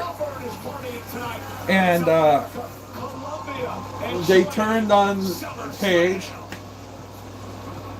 I don't have anything to really say about that match. I don't have anything to say about that match. I don't have anything to say about that match. Round 2 is live at the Arena CBMX in Mexico City. It's the first ever two-night Triple Mania, September 11th and September 13th. Tickets on sale for Las Vegas August 4. Triple Mania Night 1 will now take place at MGM Grand Garden Arena in Las Vegas. Pre-sale start Monday, August 3rd at 10 a.m. Pacific time. Tickets go on sale to the general public Tuesday, August 4th at 10 a.m. Pacific time via access.com. All Triple Mania Yeah, I think Brie had to dislocate his shoulder or something. But that ain't good. Yeah, that was by far the low point of the show. Cody Rhodes! WWE title live next. What? That's Wait a minute! That's next?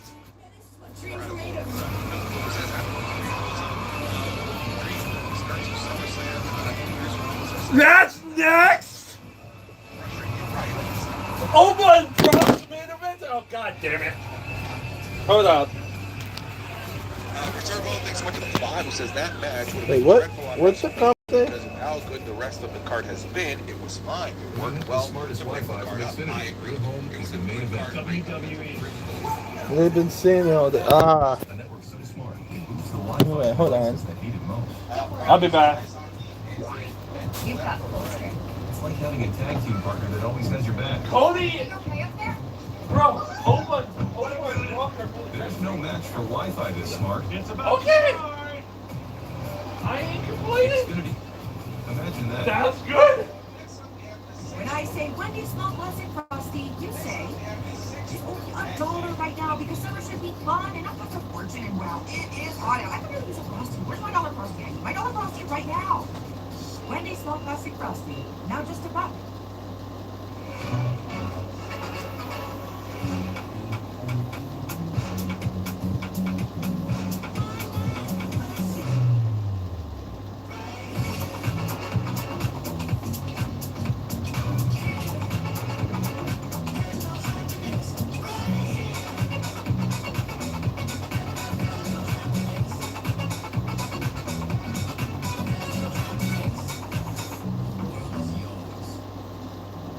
Like a relentless weed, moderate to severe Crohn's disease or ulcerative colitis symptoms can keep coming back. Break away to what's possible with Tremfya. The only IL-23 blocker for Crohn's and UC to offer self-administration from the start. Tremfya can help with symptom relief as early as 4 weeks, remission at 12 weeks, 1 year, and 2 years. Some have visible repair of their intestinal lining. Serious allergic reactions, increased risk of infections or lower ability to fight them, and liver problems may occur. Before treatment, get checked for infections and TB. Tell your doctor if you have an infection, flu-like symptoms, or need a vaccine. Break away with Tremfya. Backed by over 15 years of clinical research. Ask your doctor about Tremfya today. Why send it drugs and alkaline? Share a PDF space from a group that can understand. A custom intro that's so clear. An audio summary that's what they need to hear. An AI assistant that makes it all click so they'll understand it real good, real quick. Ain't just some files on the screen. It's exactly what your clients need to see. You can do that, do that, do that, do that with that robot.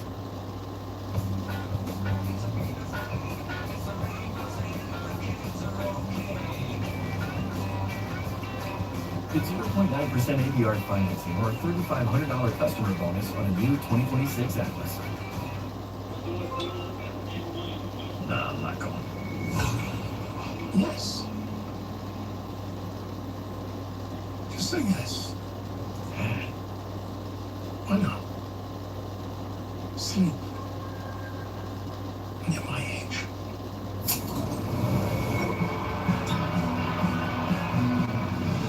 That's more like it. Legendary moment, start with a light. It's Miller time. The code has arrived. The greatest cash backer of all time that's out. You can't just crown yourself. You gotta earn that title. I do earn 1.5% cash back on my lemon pepper stack. Cute. I earn cashback on glitter because cashback should sparkle. I got this one. I got the green too. That's your comeback. That's my cash back. See, cash back like a pro with Chase Freedom Unlimited. How do you cash back? Hey, Chase Freedom with the official credit card of SummerSlam. But how about the 40th Annual Survivor Series coming to Duncan Park? The Icebox, home of the Houston Astros in Houston, Texas on Saturday, November 28th, the Saturday after Thanksgiving. Tickets on sale this Friday, August 7th at 11 a.m. Eastern, 10 a.m. Central via Ticketmaster. Visit WWE.com/events now to register to be the first to receive pre-sale information for Survivor Series War Games. Well, still much more to come here on SummerSlam Saturday.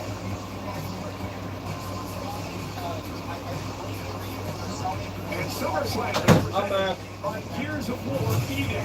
Pre-order. Okay, now this is a match. Was decent. Not great. Not good. It was. It existed. It existed. The official credit card of SummerSlam. I'll say this if I follow her. I'm glad this match exists more than I'm glad that we're getting American character. I think I can find the greatest fighters of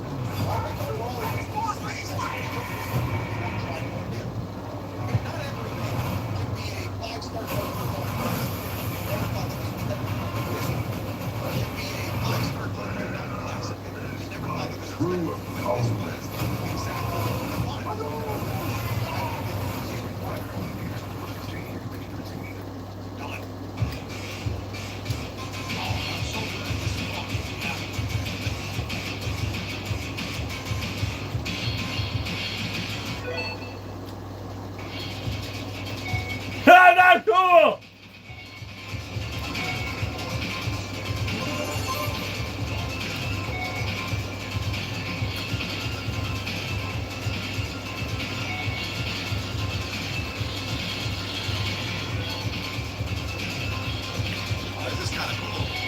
This is not be a cool fucking.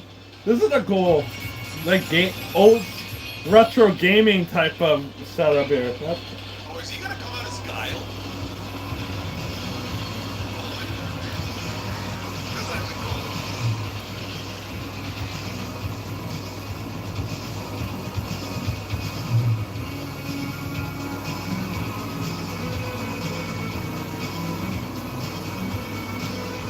that's kind of cool.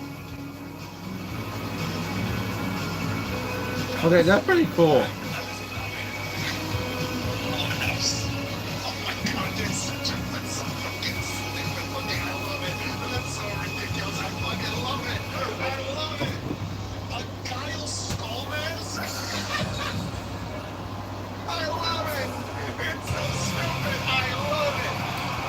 Adrenaline in my soul. Minute Maid fruit punch, Cody Rose.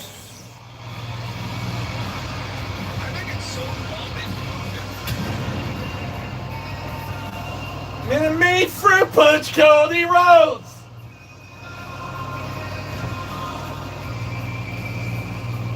Adrenaline in my soul.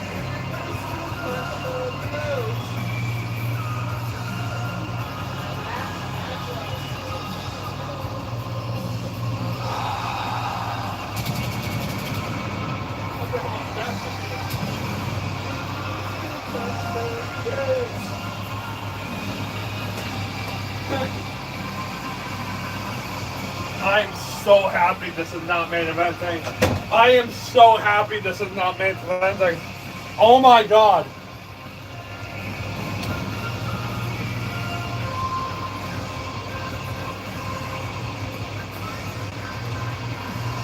Cody drawing inspiration from the character he'll play in Street Fighter, Guile. Roman Reigns is also featured in the film, portraying Akuma. Street Fighter, hitting theaters October 16th.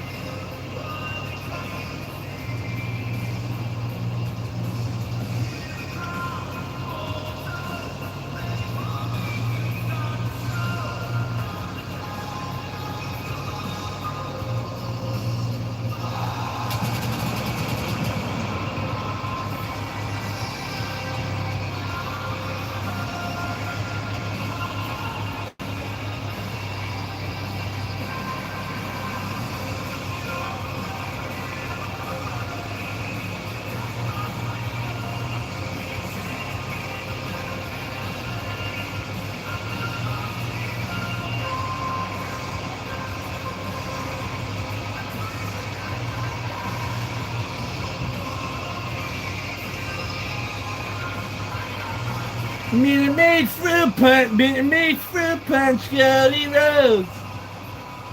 This October, don't miss the world's best fighters as they take to the ring in one of the most anticipated movies of the year. Street Fighter, coming to theaters October 16th.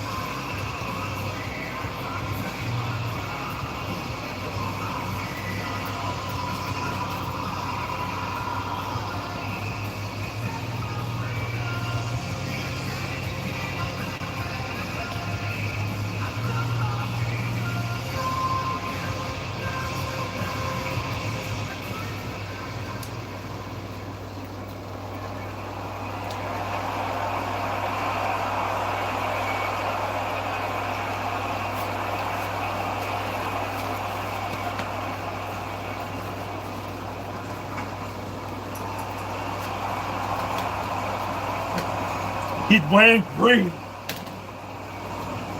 He's wearing green. Rocco. He's wearing green. Rocco! Hulk is wearing green.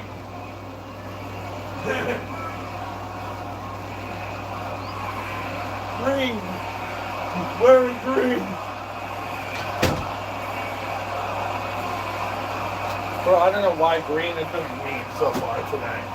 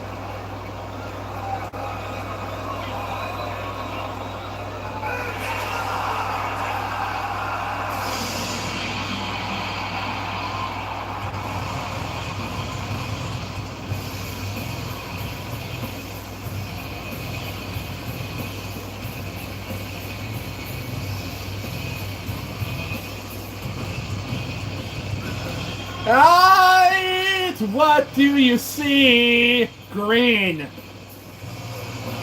Some green. I really think.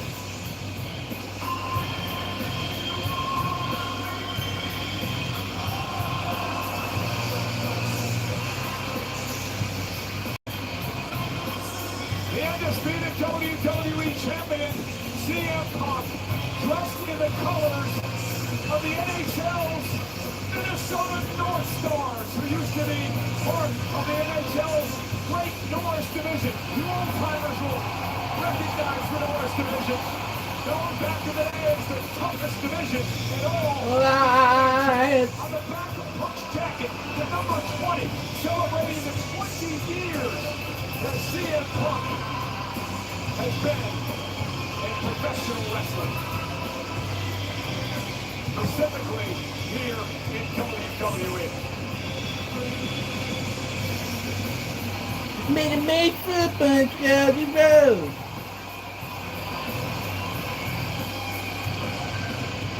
This one's gonna be spicy.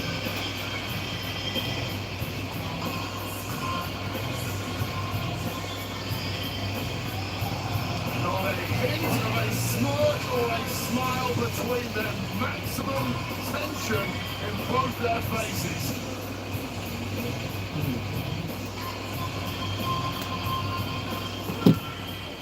Alright, we got Punk, we got Cody. It is not even 8 o'clock. The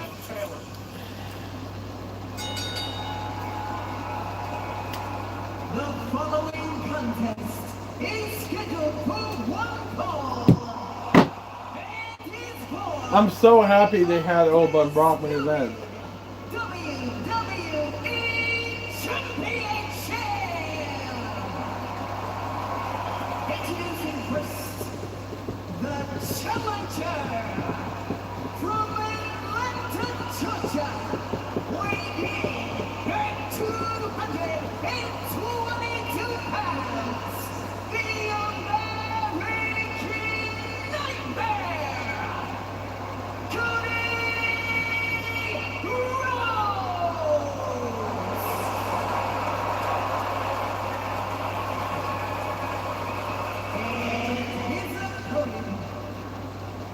from Chicago, Illinois, weighing in at 218 pounds, he is the undisputed WWE Champion, CM Punk!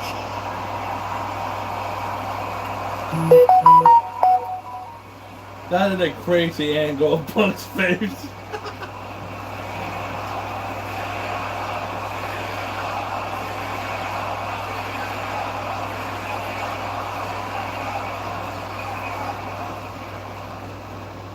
Senior official Charles. I swear to fuck, if Cody wins, we riot. Cody Rhodes battling out for the undisputed WWE Championship. Careers have paralleled one another in many ways.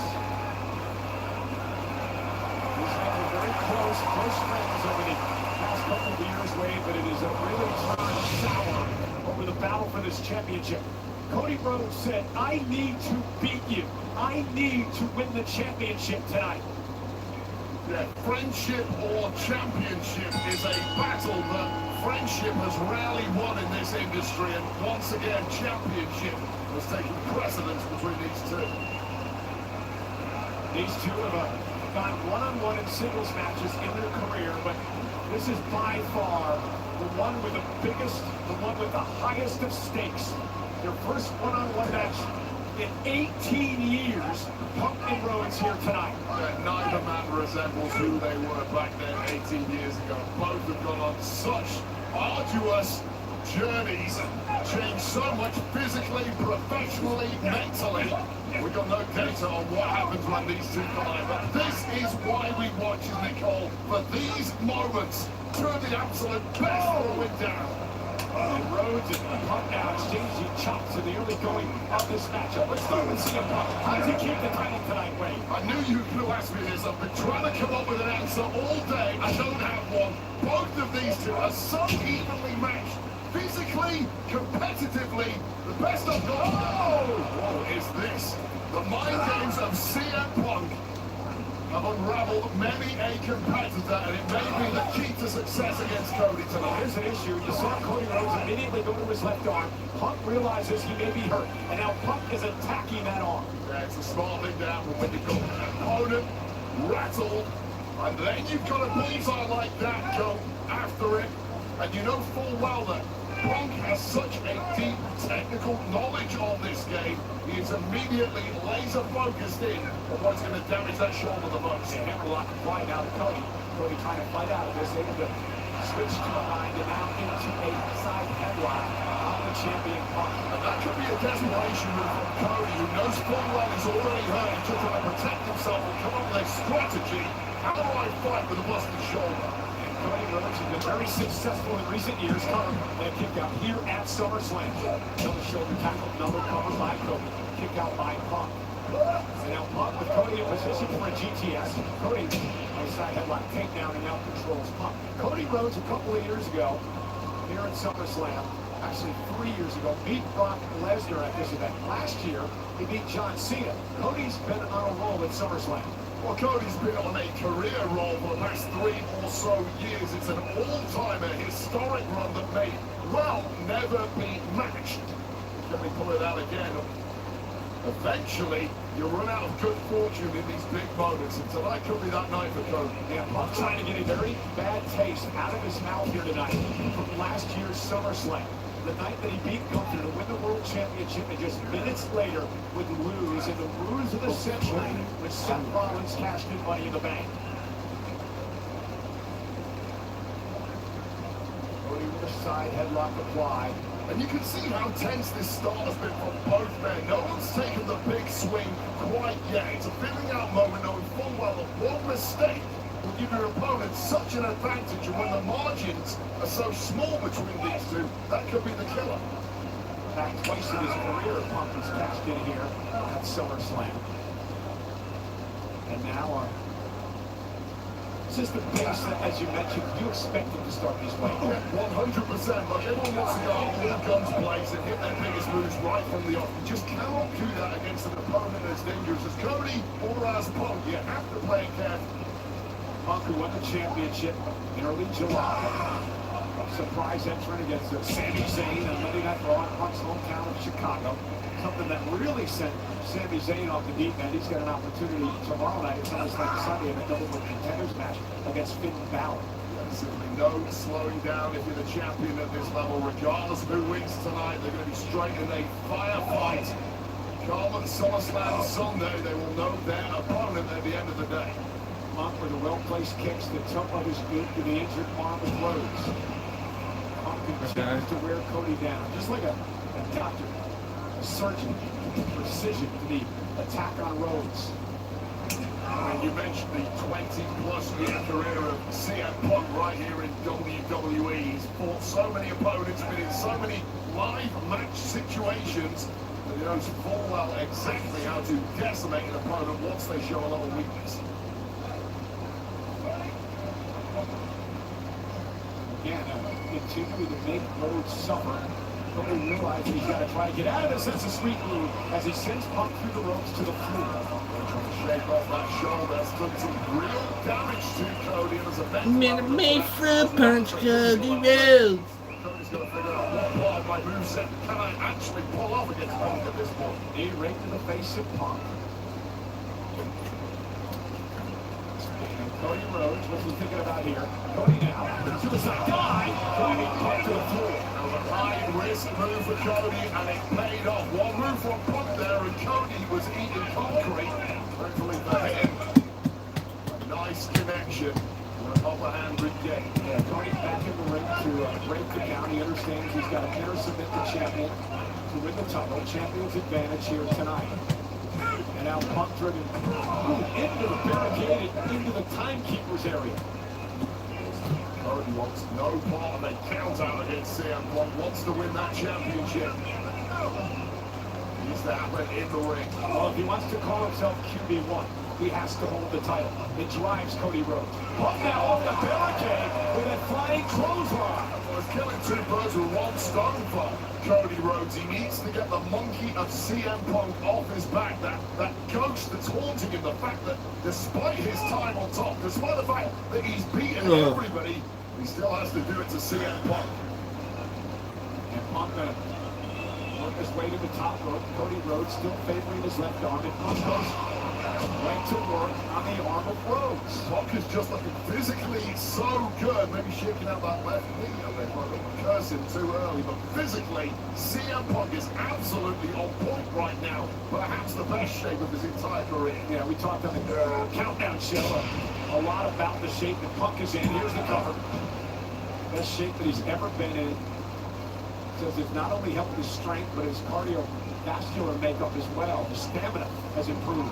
Yeah, I'll tell you right now, when you're a younger competitor, you can get away at times with not being in perfect shape. Punk's at the point of his career right now that physically everything has to be firing the right way in order for him to continue as the best. Especially as you get older. Yeah, 100%.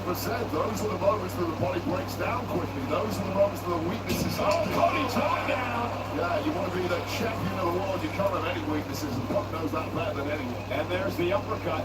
Cody Rhodes with a bad wing, his left arm. And Punk, wait a minute, Punk's knee gave out. You pointed that out earlier, and I believe it just buckled there as Punk came down hard. I mean, it was a tiny little tweak earlier, and immediately you'd see Punk was trying to hide it from Cody, but there's no hiding that one. I don't know if Cody's noticed or not, but if he has... Oh, and a running knee. Both men having balls. And Punk, you have to wonder if that affected him there. Both men now dinged up. Point with a running bulldog. Cody Rhodes able to counter now. Cody turns his focus on the left knee of Punk. And Cody Rhodes now has an opening. Okay, so you can hide pain to an extent, but when it's completely anchoring your movement, there's simply no shifting it away from the gaze of your opponent. So would you rather have a bad knee or a bad arm? I mean, I would absolutely take a bad arm over a bad knee. Once your movement is gone, the bad knee of CM Punk, now you can't even get to your feet, you can't throw a punch, you can't dodge maneuvers. I'll take a bad shoulder every time over that. And Cody Rhodes trying to beat off his adrenaline here. Punk, though, lifting Rhodes up, and again, the knee may have been an issue. Couldn't put him in position for the GTS. And Rhodes attacking once again, even Very nice takedown by Cody Rhodes. That dragon screw taking Punk right to the mat. So, power moves now may be out of the question for CM Punk. So are his high-speed, high-flying moves. You question what else does he have in his arsenal aside from some technical submissions, which may be the only path to victory if that knee is as bad as it looks. Cody has used the figure 4 in the past. Punk is up. Wrapped into the corner. Now he's fighting out of this, and the champion realizes he's on the ropes now. Yeah, this is the kind of time if you're Cody Rhodes, you take a few shots to the back. Oh, shit, okay. One shot to Punk's knee is worth the damage you are going to absorb. Because again, if you can't plant on the knee, it takes the go to sleep completely out of the equation. The high knee in the corner, the top rope elbow drop. And you really start to struggle to see what Punk can connect with once you realize how limited his movement is at this point. This has been very physical since the beginning between these two very proud individuals, proud champions. And again, right to the leg. Did you see the way it buckled? Punk screaming in pain. And Cody showing a very vicious and aggressive side here. Well, this is what you need to do at the top. How many people have been vicious and relentless against Cody Rhodes in the past? It's payback time now to one of his opponents. Especially with that guard sitting in the corner that Cody has made his own over the past several years. He wants that back in the worst way. And we've said it at the top of this matchup. Cody's words, I need to beat you. Anything he can do to win the championship tonight. And Punk now, right hands, a kick to the face of Cody, who's just trying to hang on. Remember, Cody only really has use of one arm. Exhaustion could be sitting in now. Punk with Cody up for the go to sleep, and Cody elbows to the face. There was a slow left thanks to that knee, and that allowed him. Oh, Nice. Well, I did not see that coming there. That was Punk perhaps attempting a drop kick there. When Rhodes one leg up, the other leg not cooperating. Rhodes is going for the disaster kick, and Punk intercepted. Take another look at that. It was a unique retort from CM Punk. Just as Cody goes into the kill there, you're right. It was like a flying big boot. Oh, good Liam Punk is feeling this now. Yeah, there's the bulldog to Rhodes. And now Punk back to his feet. Battling Rhodes on one leg at this point. Power slam to Rhodes. Every move is taking the top out of CM Punk. And again, you want to try and stack offense. To do that, you need to move quickly. And that is not an option. Oh, Lord. CM Punk. And now you talked about this. The injured knee perhaps taking the elbow out of play. And Punk, he took a long time trying to make it to the top rope. Yeah, that was 2 or 3 times as long as CM Punk normally takes climbing those ropes. Hence why Cody's able to bounce off so quickly and get back on the attack. And now Cody, top rope, trying to lift the champion up. Critical moment perhaps in this match. Body shot by Punk. Both men physically hampered. Both men stuck in a down position here. Somebody's getting an ugly landing, and it looks like fortune has favored CM Punk. How much does Punk have left? The undisputed WWE champion looking to regroup, bad leg and all.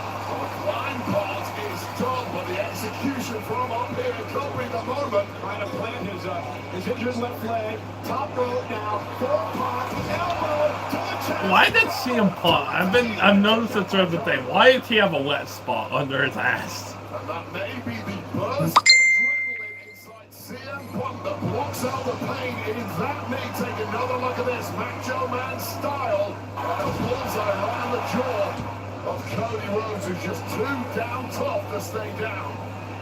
And Punk said it's nighty-night time. Time for Rhodes to go to sleep. Lifted Cody up, and Cody again, well-placed elbows to the jaw of Punk. And he continues the assault. Again, a quick lift from Punk and a quick knee to the jaw would have ended it, but that left leg of his, that's what, oh, Cody got him. Got him for the championship. Punk survives. Well, both men now in the space of the last 30 or so. Is it just me or this match kind of from offense and frustration starting to get to Cody now. Cody has to keep his head in the game here. Well, Cody has done such a great job in the last few years rest of his career of staying under control. That's one of the reasons he's been so successful. He can't get caught up on it. Disaster kick. It's time by Rhodes. Punk collapses to the canvas. Cody shoots the half. Hooks the leg. Is that enough? Oh, and a kick out by Punk at 2. You talk about Cody Rhodes staying in control over the past few years. You're absolutely right, but nobody can get under competitive skin quite like No, that's slight. Oh, we've seen Cody rattle the past couple of weeks. You see how Cody pulled down the kneecap of Punk to deliver the slice to the bone, to the knee of the champion. It's a visceral feeling, but there's no panic. Covering that knee, and it takes a one. Cody up now to the top rope. Cody cutter. Punk is still in. And now Cal has started to creep in on the challenger here. Yeah, well, take another look at this. A sweeter shot you will not see from Cody Rhodes. Twisting, contorting in mid-air, and still connecting to perfection. That was astoundingly good. Like a heat-seeking missile, Cody Rhodes there. But here, in recent years, is how Punk has beaten people. That constant kicking out, when it looks like it's over, frustrates people to their doom. But Cody Rhodes, don't get frustrated. Stay the course. Back to his one leg. Cody looking for crossroads. Punk drops down, catches Cody with the bad leg. And only a kick to the head. He aimed it right at that left shoulder. Did he really? Looking for a figure 4. Punk drives Cody into the corner. Punk down from behind. Scoots Cody up. Shoulders down. Near fall. Cody fights through. Punk now with Cody up on his shoulders. Good. Someone got caught. Cody. And moves now. Figure 4. Oh, the perfect reversal of the perfect time, and the champ is in agony. Bad leg at all. Cody Rhodes worked this entire matchup to put this hold on the Punk, who's screaming and writhing in pain. I don't know if I've ever heard CM Punk make a noise like that before. Can he block it out? Cody with the straight right hands to the champion. Will Punk tap? Will he give up? Will Cody become a 4-time WWE champion tonight? Cody bridging up, increasing the leverage on that left leg of CM Punk. Punk trying to fight out of it. Trying to feed off the fans here in Minnesota. Critical point of the matchup. Center of the ring. Punk trying to roll through his belly and switch. He switches now. The pressure all on Cody Rhodes there. And Punk rolls to the ropes and forces a break, but has the damage been done? Punk surviving there, and is able to flip onto his belly. Pressure. I mean, that was a long, long time, and a master of the figure 4 leg lock, Cody Rhodes, applying maximum pressure on Punk. But how stubborn, how bloody-minded is CM Punk? And Cody's going for it again. Yeah, Cody Rhodes understands he's got a wounded champion here. Oh, on right, Punk up. Punk with the anaconda vice. Anaconda vice now. Locked in. Punk's bread and butter. His submission move. CM Punk with the anaconda vice in. And that's the one move you do not really need your legs for, and it's locked in tight. Cody's in big trouble. Yeah, Cody needs to make it to the ropes to force a break, and he goes. And Punk's got a 5 count to break here. Now, if Punk had a little more in the tank there, he could have dragged Cody to the middle of the ring before applying the anaconda vice, and even a kick from Punk is registering all the way up his body. What a physical matchup between these two aggressive individuals tonight. Punk with a chop, drops Cody in the corner, and now CM Punk using his good knee to deliver the side of the Rhodes. You have to be completely unyielding this deep into a matchup when you're so badly hurt. Just remember what's at stake. WWE gold. Your I don't know why. I'm not feeling this match. I'm just not feeling this match. This match is meh. Minute Maid for Punch Cody Rhodes. Lifting Cody up on his shoulders yet again. And Cody now grabs the top rope. Rolls to the mat. Now Cody.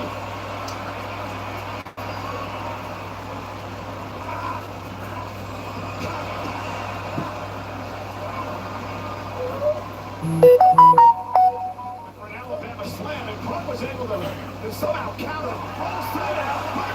Oh shit! This time it is in the center of the ring, Cole. And this time Cody Rhodes has nowhere to go.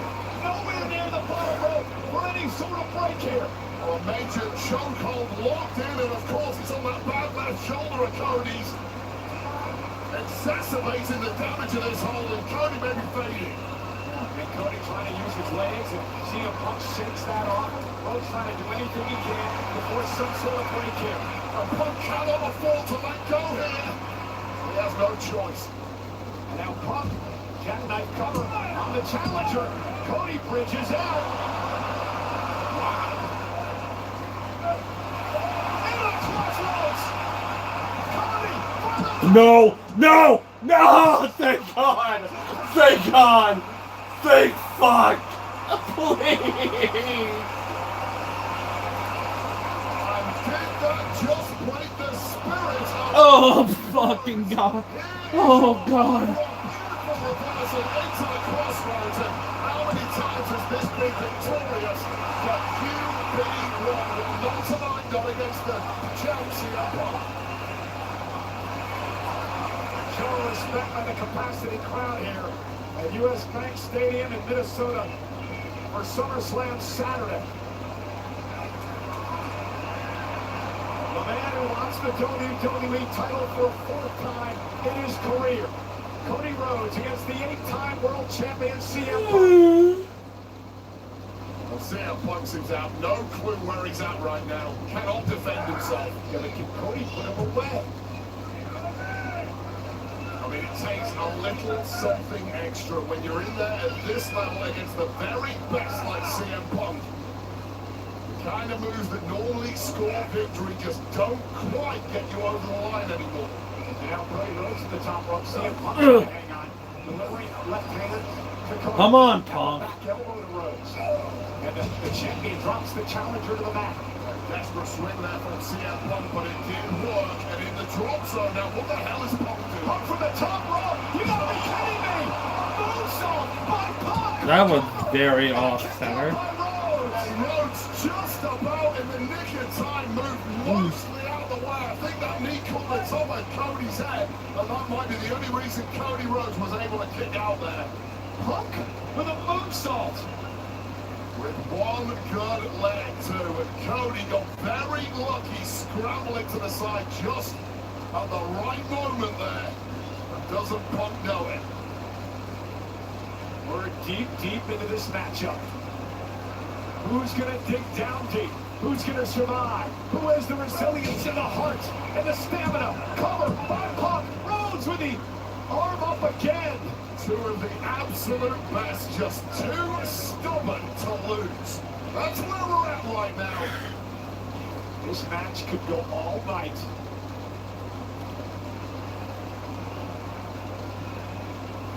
There's a classic battle between two gladiators.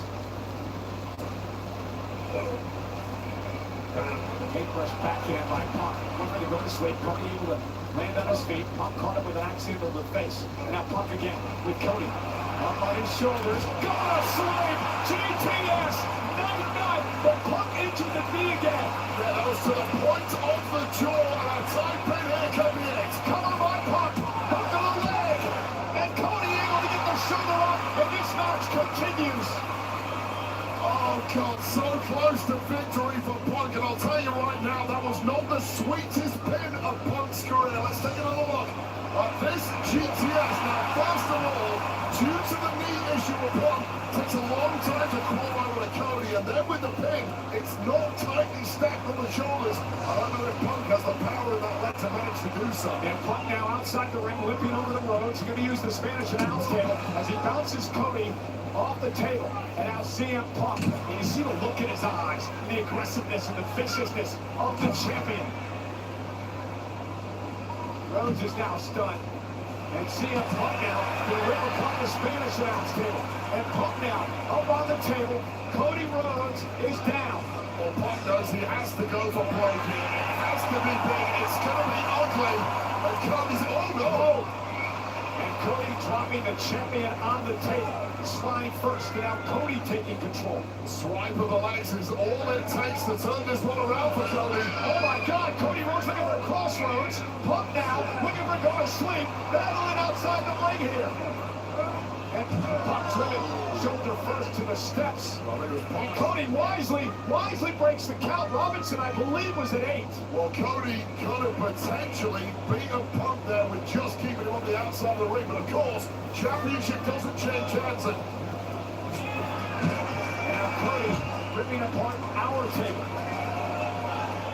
Cody can barely stand on his own 2 feet. Yeah, you see the exhaustion that is set in on the challenger. The official Charles Robinson with some leeway in this championship match. Cody sending Punk back into the ring. Cody knows full well he has to get it done inside those ropes if he wants to go home with the gold tonight. A win itself is not enough. And now, go to sleep with Punk. Again, cover.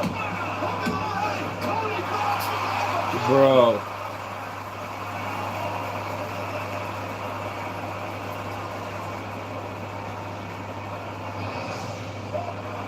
Oh, this is stunning again from CM Punk. We talked earlier about the frustrations of Cody Rhodes. Now, this get into the match. Those frustrations are all CM Punk's.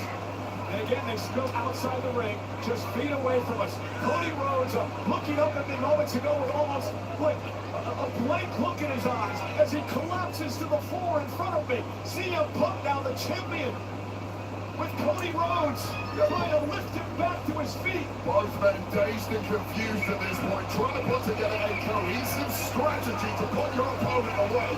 Nigh on impossible. And now Punk with Cody Rhodes on the table. Cody Rhodes, I don't think there's anything left here, Wayne.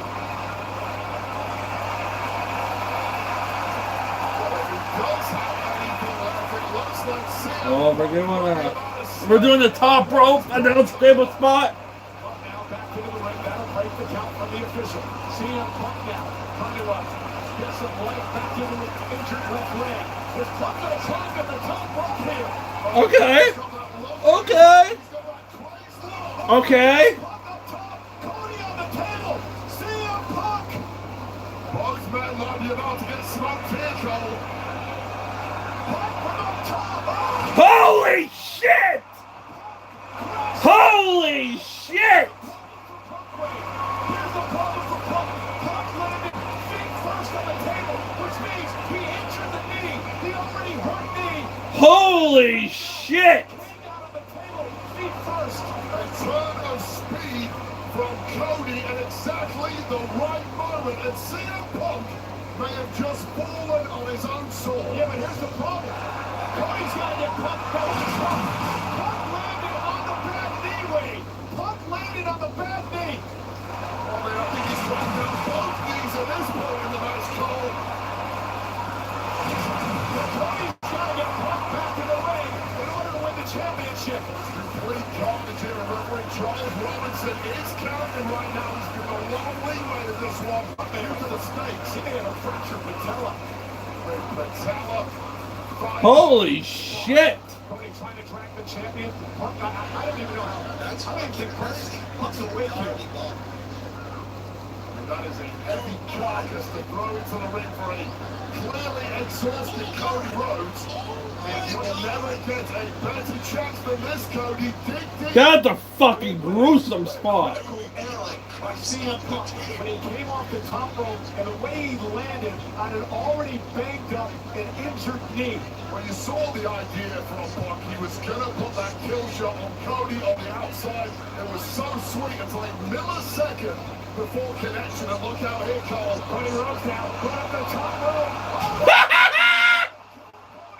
I think he was going for the cutter, and he took out the official Charles Robinson as Punk moved out of harm's way. An errant kick accidentally to the jaw of the rat. And now Punk with a go to sleep.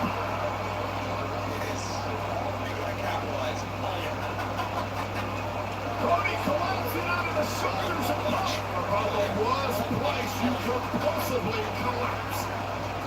Does Punk have anything left in his bad leg to be able to plan for another GTS like he did moments ago.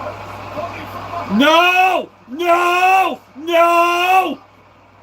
Just Okay. momentum brought him out of the ring, but it doesn't even matter because we go official. And looking at this one now, the ring is looking. Randy Orton! Let's fucking go! Randy's back!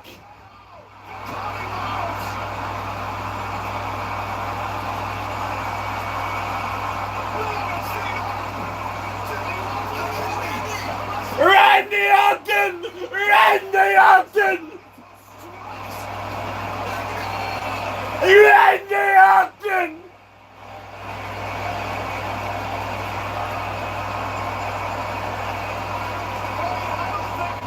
Has any idea what just transpired? Punk has no clue where he's at.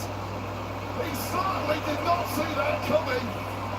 But that is a gift thrown the way of CM Punk.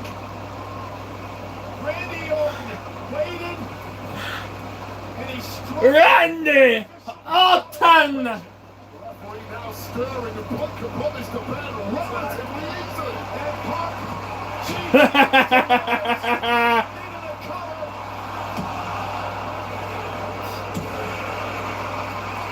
and Punk wins!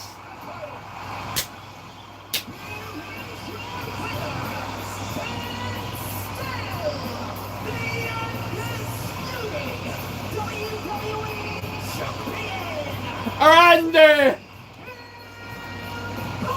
Hell yeah.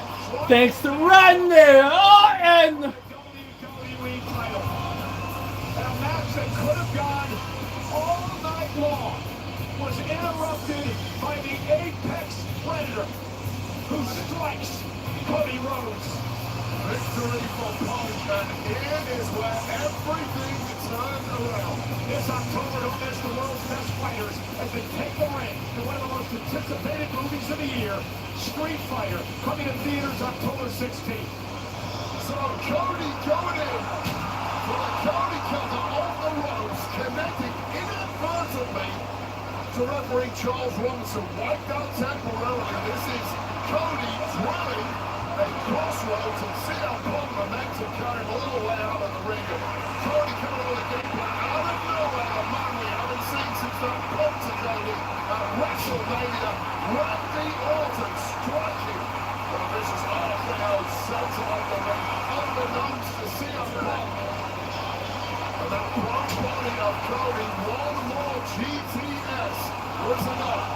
Referee with the slowest count in history, highly probably, but it's enough to secure gold for CM Punk.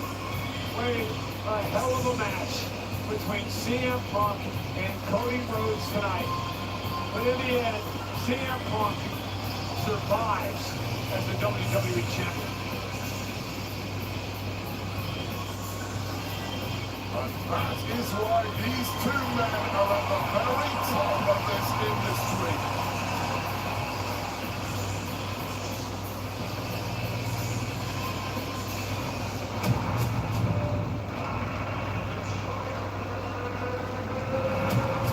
All right. Time for Brock and Oba. Beat me. You think this man's gonna beat me? I'll come over and smack them glasses straight off your face.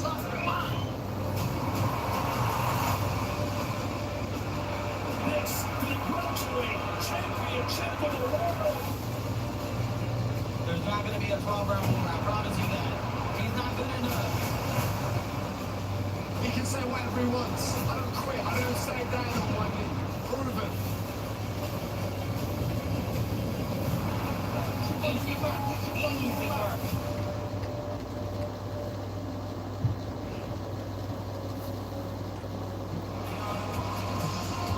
We're at US Bank Stadium in Minneapolis, Minnesota tonight for SummerSlam Saturday after just an absolutely classic WWE Championship match between CM Punk and Cody Rhodes, and the return tonight of none other than the Apex Predator, Randy, or all I can say is wow. Yeah, absolute disaster scene here at ringside. Imagine how the bodies of CM Punk and especially Cody Rhodes feel right now. Never forget about Randy Orton. In quite the week, WWE Radio debuting Sirius XM channel 156. And not only do you get all the great talk shows and podcasts, you'll get live play-by-play action of some of our premium live events, including SummerSlam.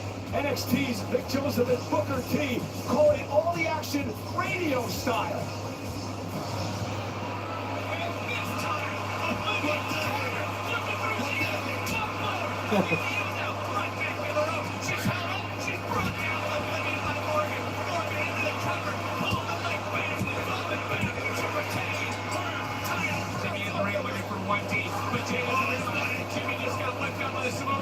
From South Dakota, Jay turned around, ran to the top rope, right side, turned around in the beat, MT, into the cover, to the front line, it's put down. Great job, Vic Joseph, Booker T. But ladies and gentlemen, we are now set for Hell in a Cell! The ring's 5 tons. It's 20 feet tall. It has ended the careers of legends. Well, ladies and gentlemen, here's a look at Crypto.com, the world's leading cryptocurrency platform, celebrating their 10-year anniversary.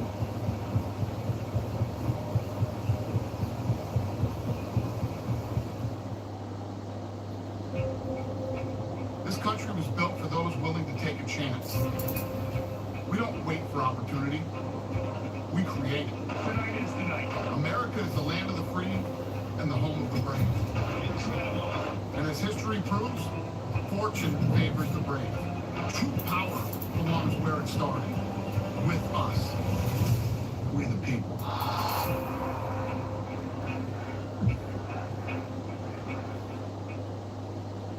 When you have the smartest Wi-Fi from Xfinity, your home is the main event. WWE. A network so smart, it boosts the Wi-Fi to devices that need it most. Don't worry, kid. You've got full strength. It's like having a tag team partner that always has your back. Everything okay up there? We're good. There's no match for Wi-Fi this smart. It's about to start. Xfinity. Imagine that. When I say Wendy's small classic frosty, you say it's only $1 right now because summer should be fun and I've cost a fortune and wow, it is hot out. I could really use a frosty. Where's my dollar frosty? I need my dollar frosty right now. Wendy's small classic frosty, now just $1.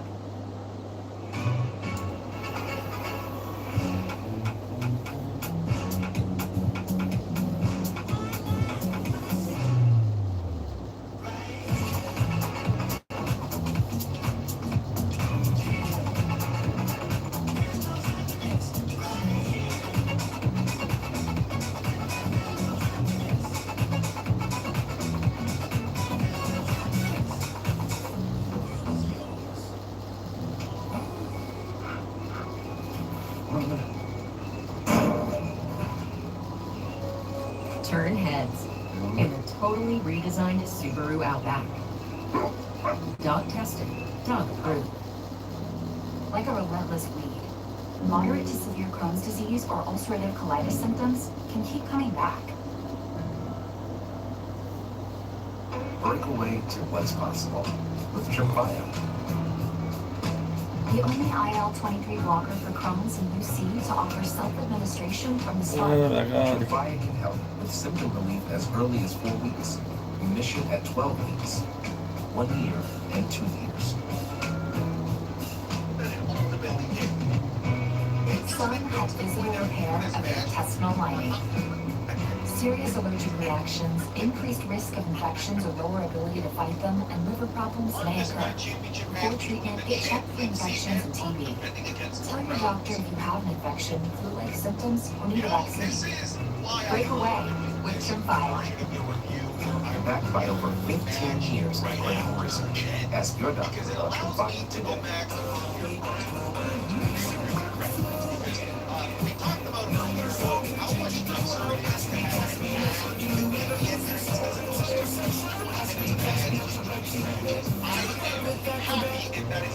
Our middle ground, because we got another one of these ad entrances with Cody Rhodes coming out as version of Guile. Like we had Skull Mask Cody that he uses for the big main event. But this time with a Guile haircut, which is so stupid, but it's kind of perfect. And at the very least, you know, it's a decent, it's an ad every day of the week. Characters at WrestleMania 42 necessarily held them. But anyways, when it comes to this match, I had one major hope. One, that it should main event. Not that, because this thing deserved the main event. It was so silly. I do think that the match, the way that it was framed, was designed to main event. It should have had main event. Again, we'll talk about that. Where I was confident, not confident that they won this match.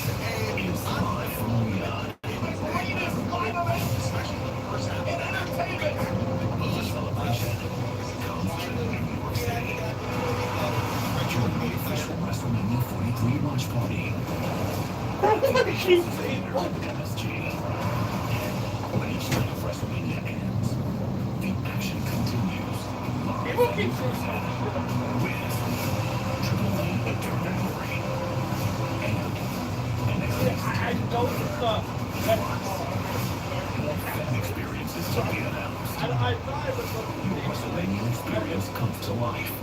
Register now to be the first to receive ticket information. Hey, now you can finally pay the very nice, very evil superstar his due with the official Danhausen Human Money's dollar bills.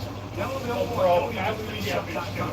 These collectible bills pay tribute, curse your enemies, I would try the one simply one. have a very nice, very evil day. I would have faded one $1 trillion are available now at WWEShop.com. And of course, that is not legal tender. Hey, guess what? Tomorrow night, SummerSlam Sunday, we get to call the Human Money's on a romance between Dominic Mysterio and Danhausen. Stolen human monies on a pole. We'll be going back to the rightful owner, Dirty Dog. And here's the rest of the card that starts tomorrow, 6 Eastern, 3 Pacific here on the ESPN app. Immediately following SummerSlam, we got the post-show. Let's head over to Joe Test and the post-show team. Thank you very much, Michael Cole. We are being told Liv Morgan is going to join us on the post-show. Definitely But I gotta get your reaction for what we just saw in our buddy's match. I feel the same way. I imagine everybody here inside US Bank Stadium feels watching instant classic unfold before our very eyes. CM Punk and Cody Rhodes and the Viper plays spoiler. Randy Orton, I'm very curious to see what it's like. Biggie, let's shift gears. Let's talk about what's coming up. Because it's 10,000 pounds of steel that is descending in moments for Hell in a Cell. Brock Lesnar is over. Brock has never lost in Hell in a Cell, but it's Ova who chose this. Ova has kind of one incredible rookie here, but this is the final test. Can you pass this test that is Brock Lesnar in his home state, in a cell? He is going to have to be his most physical, his most athletic, the very best version of Overcoming is needed tonight if he stands a chance. We saw them battle at WrestleMania 42. We saw the 7 F5s that Brock hit at Clash in Italy. And now the rubber match. Hell in a Cell is your main event. Oh, man. You know, ladies and gentlemen, today is a good day. And today we get to look at something stupid from Google that was so stupid that you all never going to expect it. 24-hour period. Now, ladies and gentlemen, one of the coolest things that I think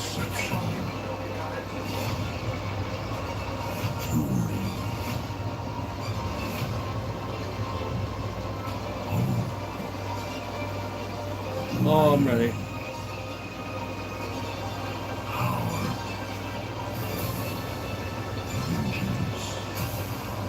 At the Titan's second clash, the great beast rose once more.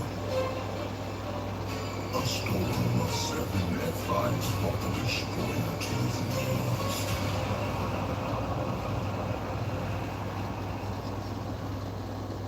And the conqueror reclaimed his mantle.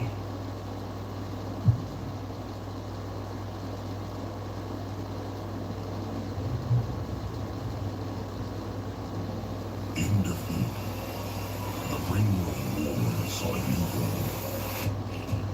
The ruler will have his crown. A pursuit not of life. Where is the beast? You coward! Attack him from behind! But of mine.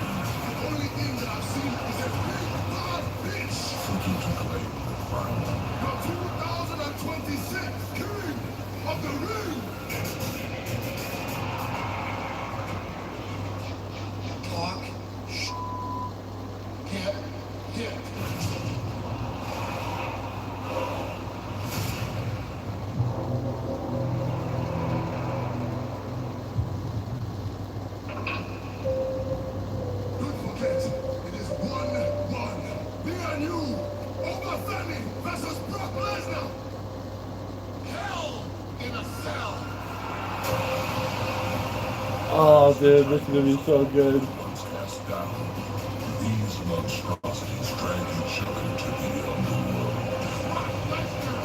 Never been defeated inside hell in a cell at SummerSlam. This all is. This better be good.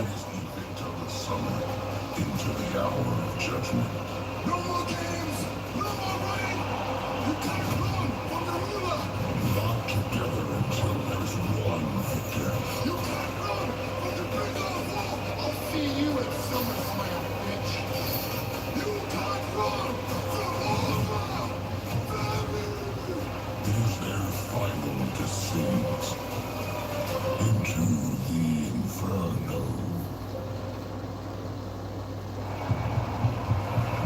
In 1997, Oh, it's time.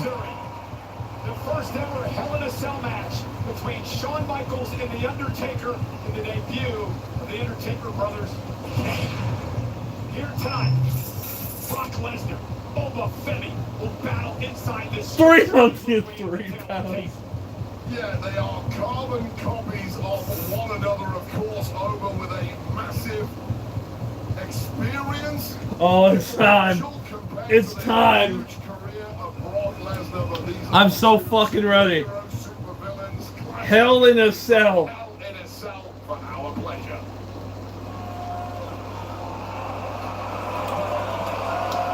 Minute Maid Fruit Punch, Cody Rose.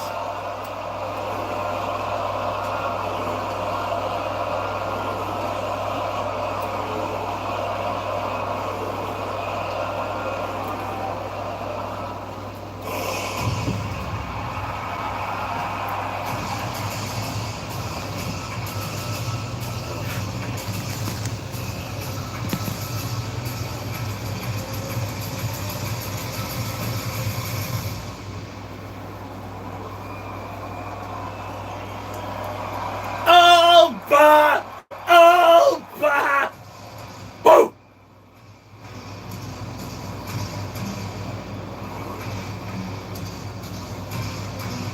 Woo! Woo! Woo!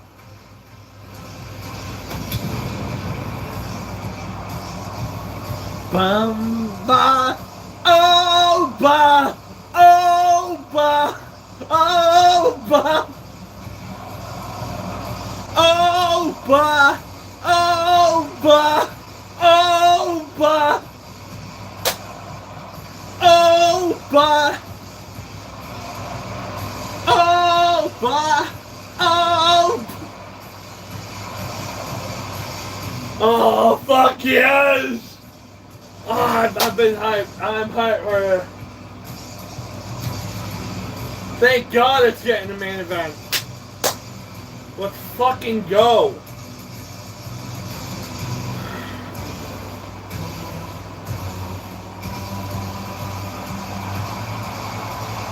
Over!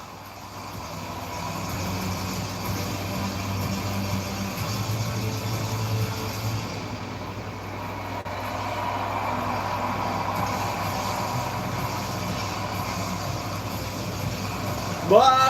Over! Over! For the first time in his career, Ola Femi will step inside Hell. Oh, let's go! The world's leading cryptocurrency platform celebrating their 10-year anniversary. Are there nerves when it comes to the king of the ring? There can only be nerves when you are stepping into a structure like this. First time at SummerSlam, first time in Hell in a Cell, and oh yeah, the beast incarnate is going to be with you. It is nearing 2 a.m. in Nigeria. That is where Ola Femi's father, me, the rest of his family are watching here tonight to see if Ola Femi can conquer the beast inside Hell in a Cell. Oh, here we go!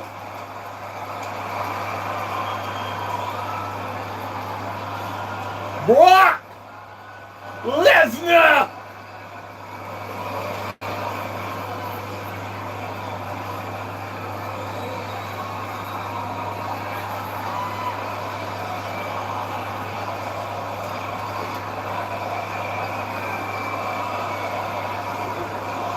Oh, bah, who? Oh, bah, who? Oh, bah, who? Oh, bah, who? Oh, bah, who? Oh, bah, who? Bah, who? Here we go. Finally, the match I've been waiting for.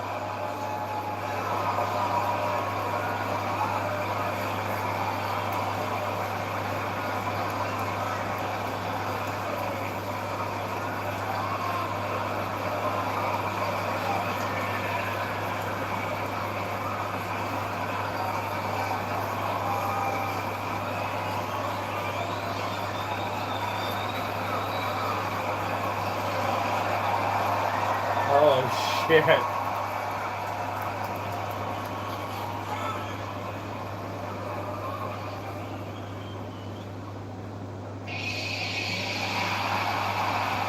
Brock Lesnar, the Beast Incarnate. Here comes the pain. Let's fucking go. It's time.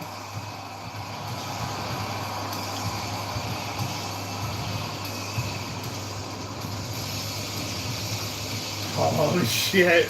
Brock is looking mean.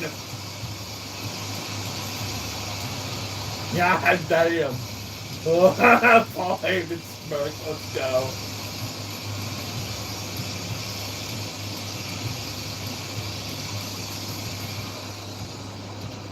Dude, the elbow pads. What the fuck? Dude, this boy is ready for a fucking war.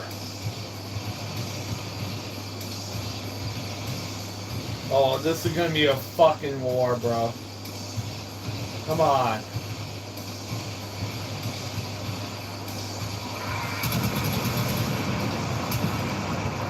Brock Lesnar has spent much of his life in Minnesota. At the University of Minnesota, he won the NCAA Division I Wrestling Championship.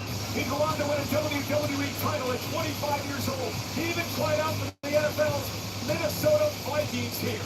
And tonight, he does battle inside Hell in a Cell in Minneapolis, Minnesota. Minneapolis, I was there. I took my picture right outside the arena. In the history of SummerSlam, we have had a Hell in a Cell match. Back in 2008, The Undertaker and Edge did battle inside Hell in a Cell. Speaking of The Undertaker, twice in his career, Ray, he was locked inside this structure with that man, Brock Lesnar. And both times, the Beast, Brock Lesnar, defeated I'm so ready for this. The structure once known as the Devil's Playground. Cole, this matchup is all about pain, endurance. You mentioned several of the accolades of Brock Lesnar. We know all about this is gonna be a fight. His WWE career, his UFC Heavyweight Championship.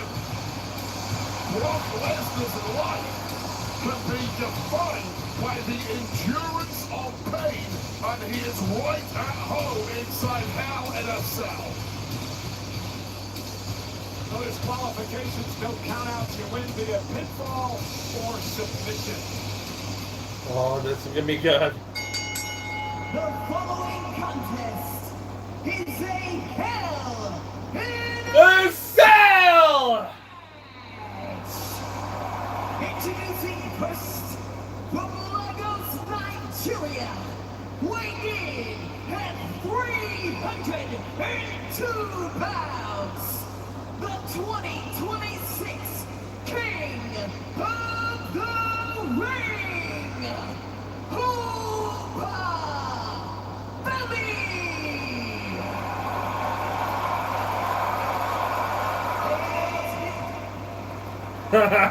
Paul Heyman taking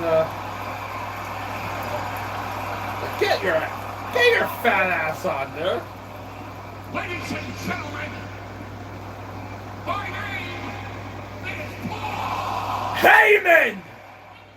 Introducing the Beast of the Proctagon, weighing 303 pounds, fighting out of the University of Minnesota.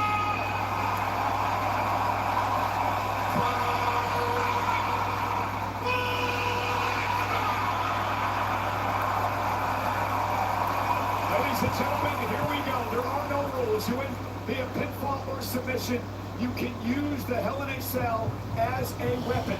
Again, for the first time in his career, Obafemi will be locked inside this structure. We talked about pressure. We talked about nerves. Can Obafemi harness that tonight, Wayne, and somehow pull off this win over the Beast? He needs to channel those nerves and somehow turn them into adrenaline, because acid dread is now kicking in the body of Obafemi. There's nothing you can do in the Performance Center in Orlando that prepares you for this. There are no trial runs for Hell in a Cell. You just have to experience it.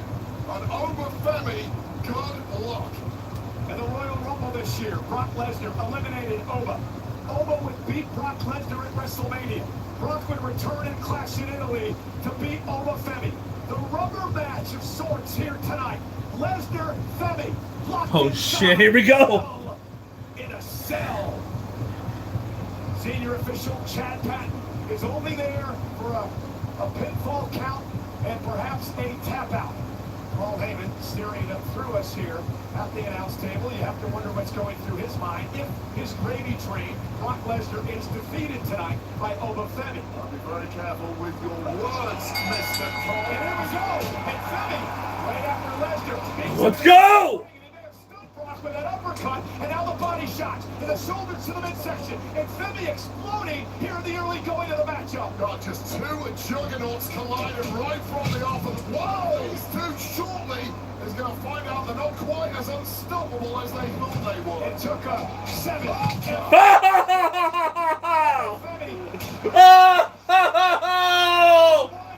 German suplex. Number 2, Obafemi taking a trip to where, Wayne? Suplex City. Number 3 by Lesnar. Dude, he just stood the fuck up! Bro! What the fuck? 3 Germans. And Brock Lesnar knocked down the chain with the force of the ruler. Suplex City, bitch. Oh my God! Nobody has bounced up from Suplex City like that and just shrugged it off. And now Femi bringing the attack to Lesnar. He understands he's got to be aggressive early. He can't sit back. He's got to take the fight to Brock. Oh, you give Brock Lesnar. Oh! It takes a million miles. You have to fight tooth and nail to just get a foothold in the early going. And now Femi driven right to the Ow! No. Lesnar. The mass of humanity these two share, it is ridiculous. Up close and personal, it's like nothing else. Brock Lesnar has been playing a number of line games with Femi in recent weeks. I don't think these two are the same species as the rest of us, Cole. And indeed is Lesnar now. Going for a suplex. Obafemi blocking, and he's going to turn it on. Brock Lesnar has talked a lot about the importance of the late great Hall of Famer, Mr. Perfect Kurt Hennig, from right here in Minnesota, what Mr. Perfect meant to the early career of Brock Lesnar. As Lesnar is driven out shoulder first into the steel steps. Lesnar was bred for this business. Tremendous amateur wrestler, burst on the scene, youngest WWE champion in history. But for Obafemi, he's just been doing this way for 4 years. It just comes naturally to some people. We know Brock Lesnar is the ultimate global combat athlete, perhaps the greatest of all time, and will never be replicated. But if anyone's going to come close, Obafemi has the tools. And Femi, understanding the importance of using weapons in this environment, sets up the table. Shoulder first into the table. And Obafemi is dominating right now. And I'm a bit shocked early on at what is taking place here. We'll take another look at the extreme levels of physicality right off the bat. And Oba's done exactly what he had to do here. He's had to use his youthful exuberance, his power, his explosivity to completely swarm Brock and not let Brock use any veteran tactics to overwhelm him. Was Brock expecting this early onslaught? No, he was expecting the nerves to overcome Obafemi. You saw how long Brock took to come out here. He was letting Oba stand in the ring. Oh! And Lesnar again with Oh! Let's go! About the most treacherous environment a human being can find themselves in. Lesnar stalking his opponent again, looking to hit Femi for a third time with those massive steel steps off the face of Femi.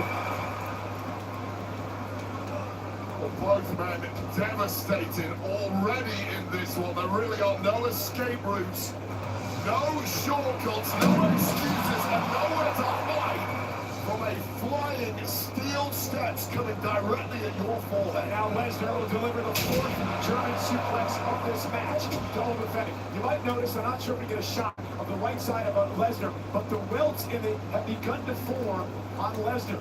The steps in the table, Lesnar's gone through a tremendous amount of punishment. The back as well of Brock Lesnar. Yeah, the welts on the skin are a tell, but the real damage is deeper beneath the surface. The internal damage to the muscles, the internal organs, the skeletal frame. That's what these guys are having to fight through, and guess what? It's not going to get any easier. A fifth German suplex, and after each one, Oba Femi writhing in a bit more pain.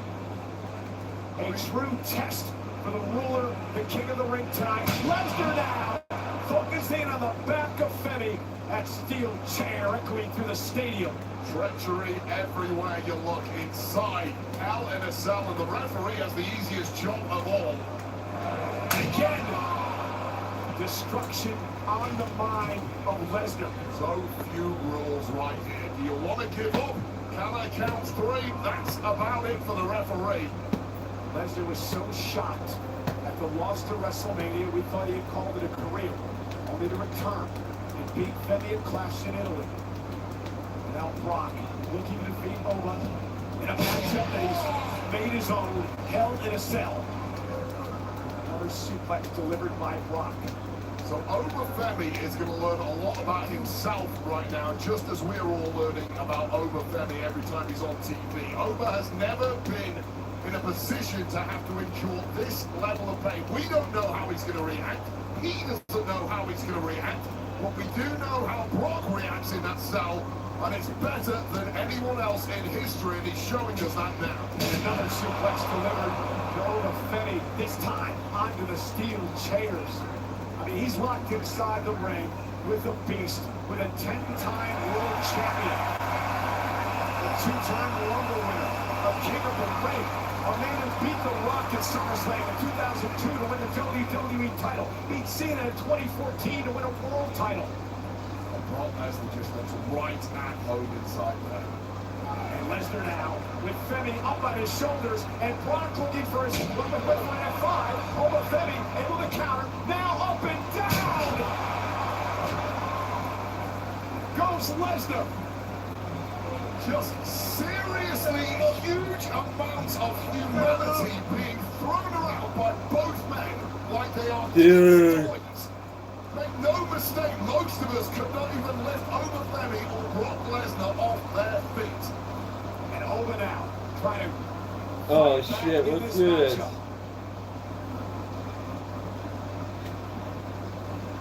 Femi to his feet. Brock to his feet as well. Femi meets him with a body shot, and another one by Femi. Yeah, that was a wild swing by Brock, and it was easily blocked by Oba, and Brock may be hurt in a big way here. His endurance might be damaged. And Oba Femi now, uppercut after uppercut. And Femi lifted off his feet by Lesnar. Lesnar picked him out of the air. Femi realizes he's in trouble. Brock could not get off the F5. And now Femi again, planting Lesnar. The power of Femi. And the speed to go back on the attack and not cover. And just Lesnar across the ring. And Oba controls it in on a massive win. And he'll submit his legacy tonight. It is absolutely absurd to see human beings with this level of strength. Oba Femi now lifting Brock Lesnar onto his shoulders. Femi's got him in possession. Fall for grace. Femi for the win. The cover. Brock countdown. Oh shit.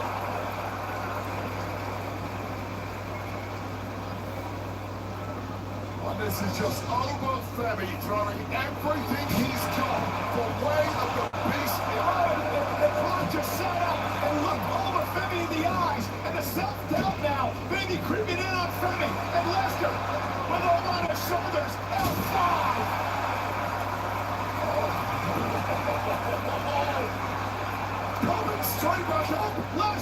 Fuck! What the hell is going on? The Beast with Alma up again. And Brock with a third. No! No! Yes! And now down baby creeping into the line of the Beast. Well, at this point in the match, a kick out and laughter after a fall from Grace, and then a kick out after 3 F5s. Both psyches are completely shattered and all bets are off.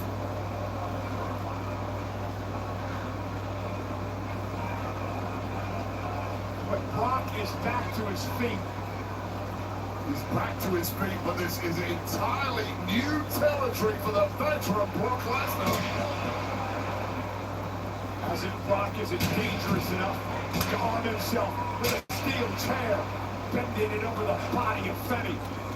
If ridiculous amounts of violence were not enough to finish the job, what do? You turn up the dial even further. Brock Lesnar knows that better than anyone.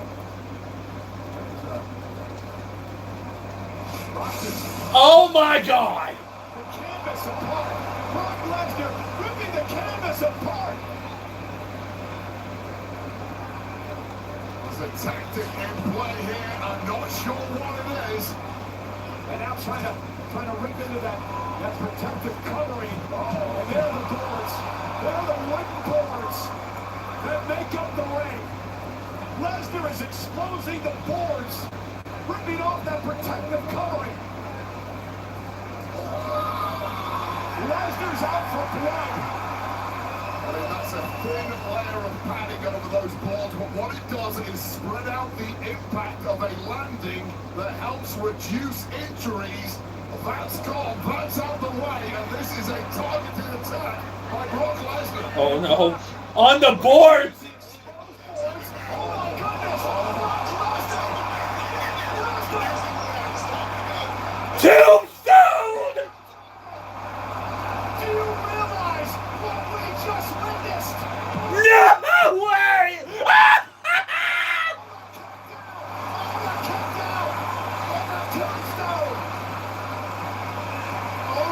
No way!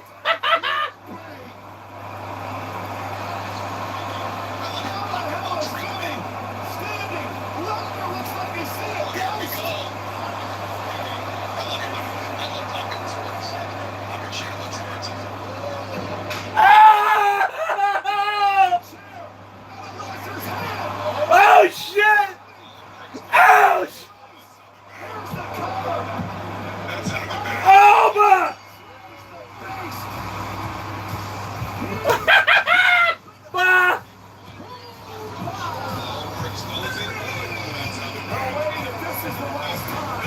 We've seen Brock Lesnar in a WWE ring. What a memory he has left us. And what a memory Uncle Femi has given us tonight.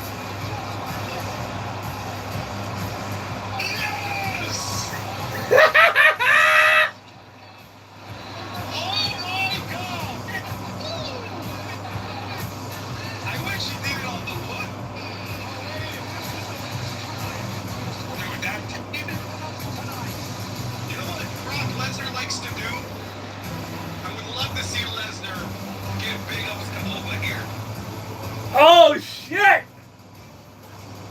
Hey, this replay is brought to you by Crypto.com, the world's leading cryptocurrency platform, celebrating their 10-year anniversary. Like the entirety of this audience, I'm lost for words after what we just saw.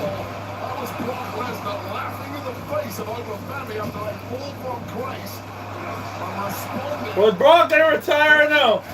Fives in a row to finish off Uncle Femi, but Uncle Femi just kept bouncing up one after the other.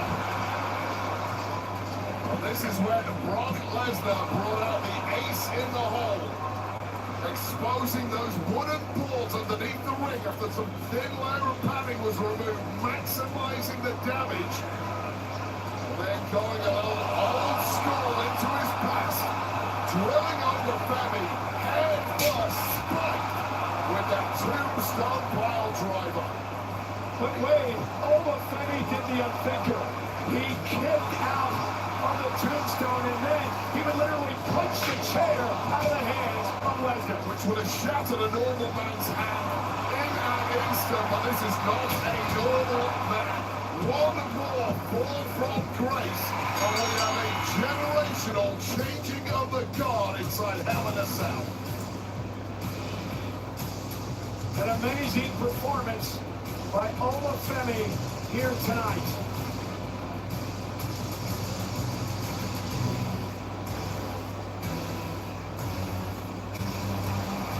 Obafemi, the ruler.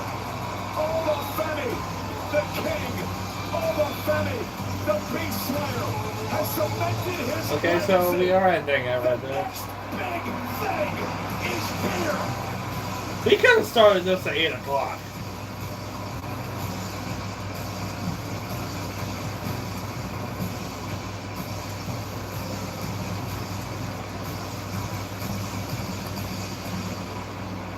Oh shit!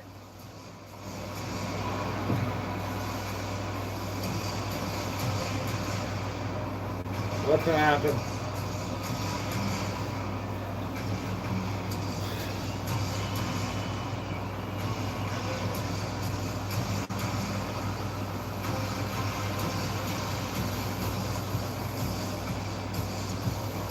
Oh shit.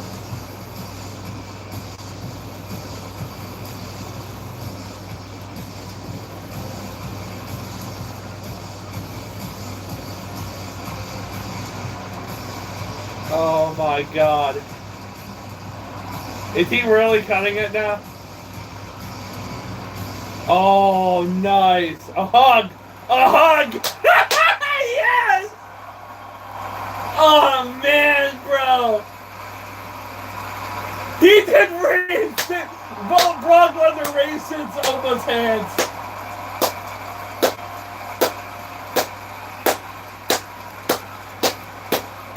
Oh, he gonna get the mic?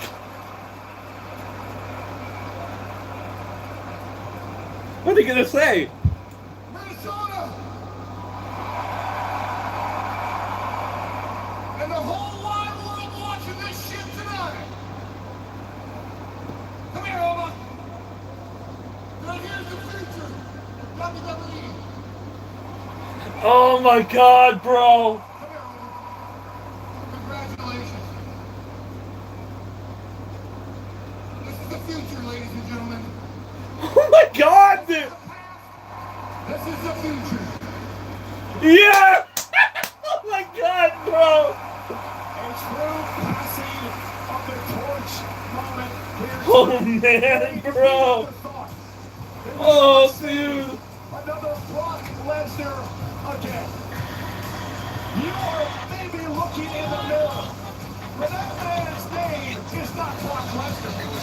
That man was the future. His name is Obafemi.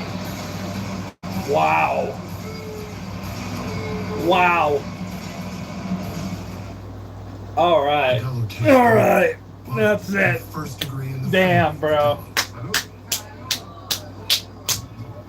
Dude, Brock passed the torch to Oba.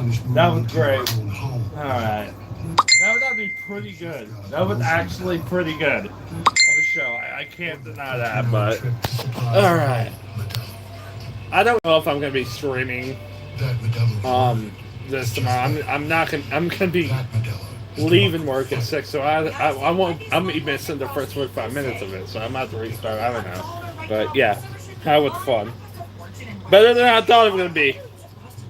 Well, better than I expected it to be, because I thought it was not gonna be a great show, but I thought it'd be pretty good. All right.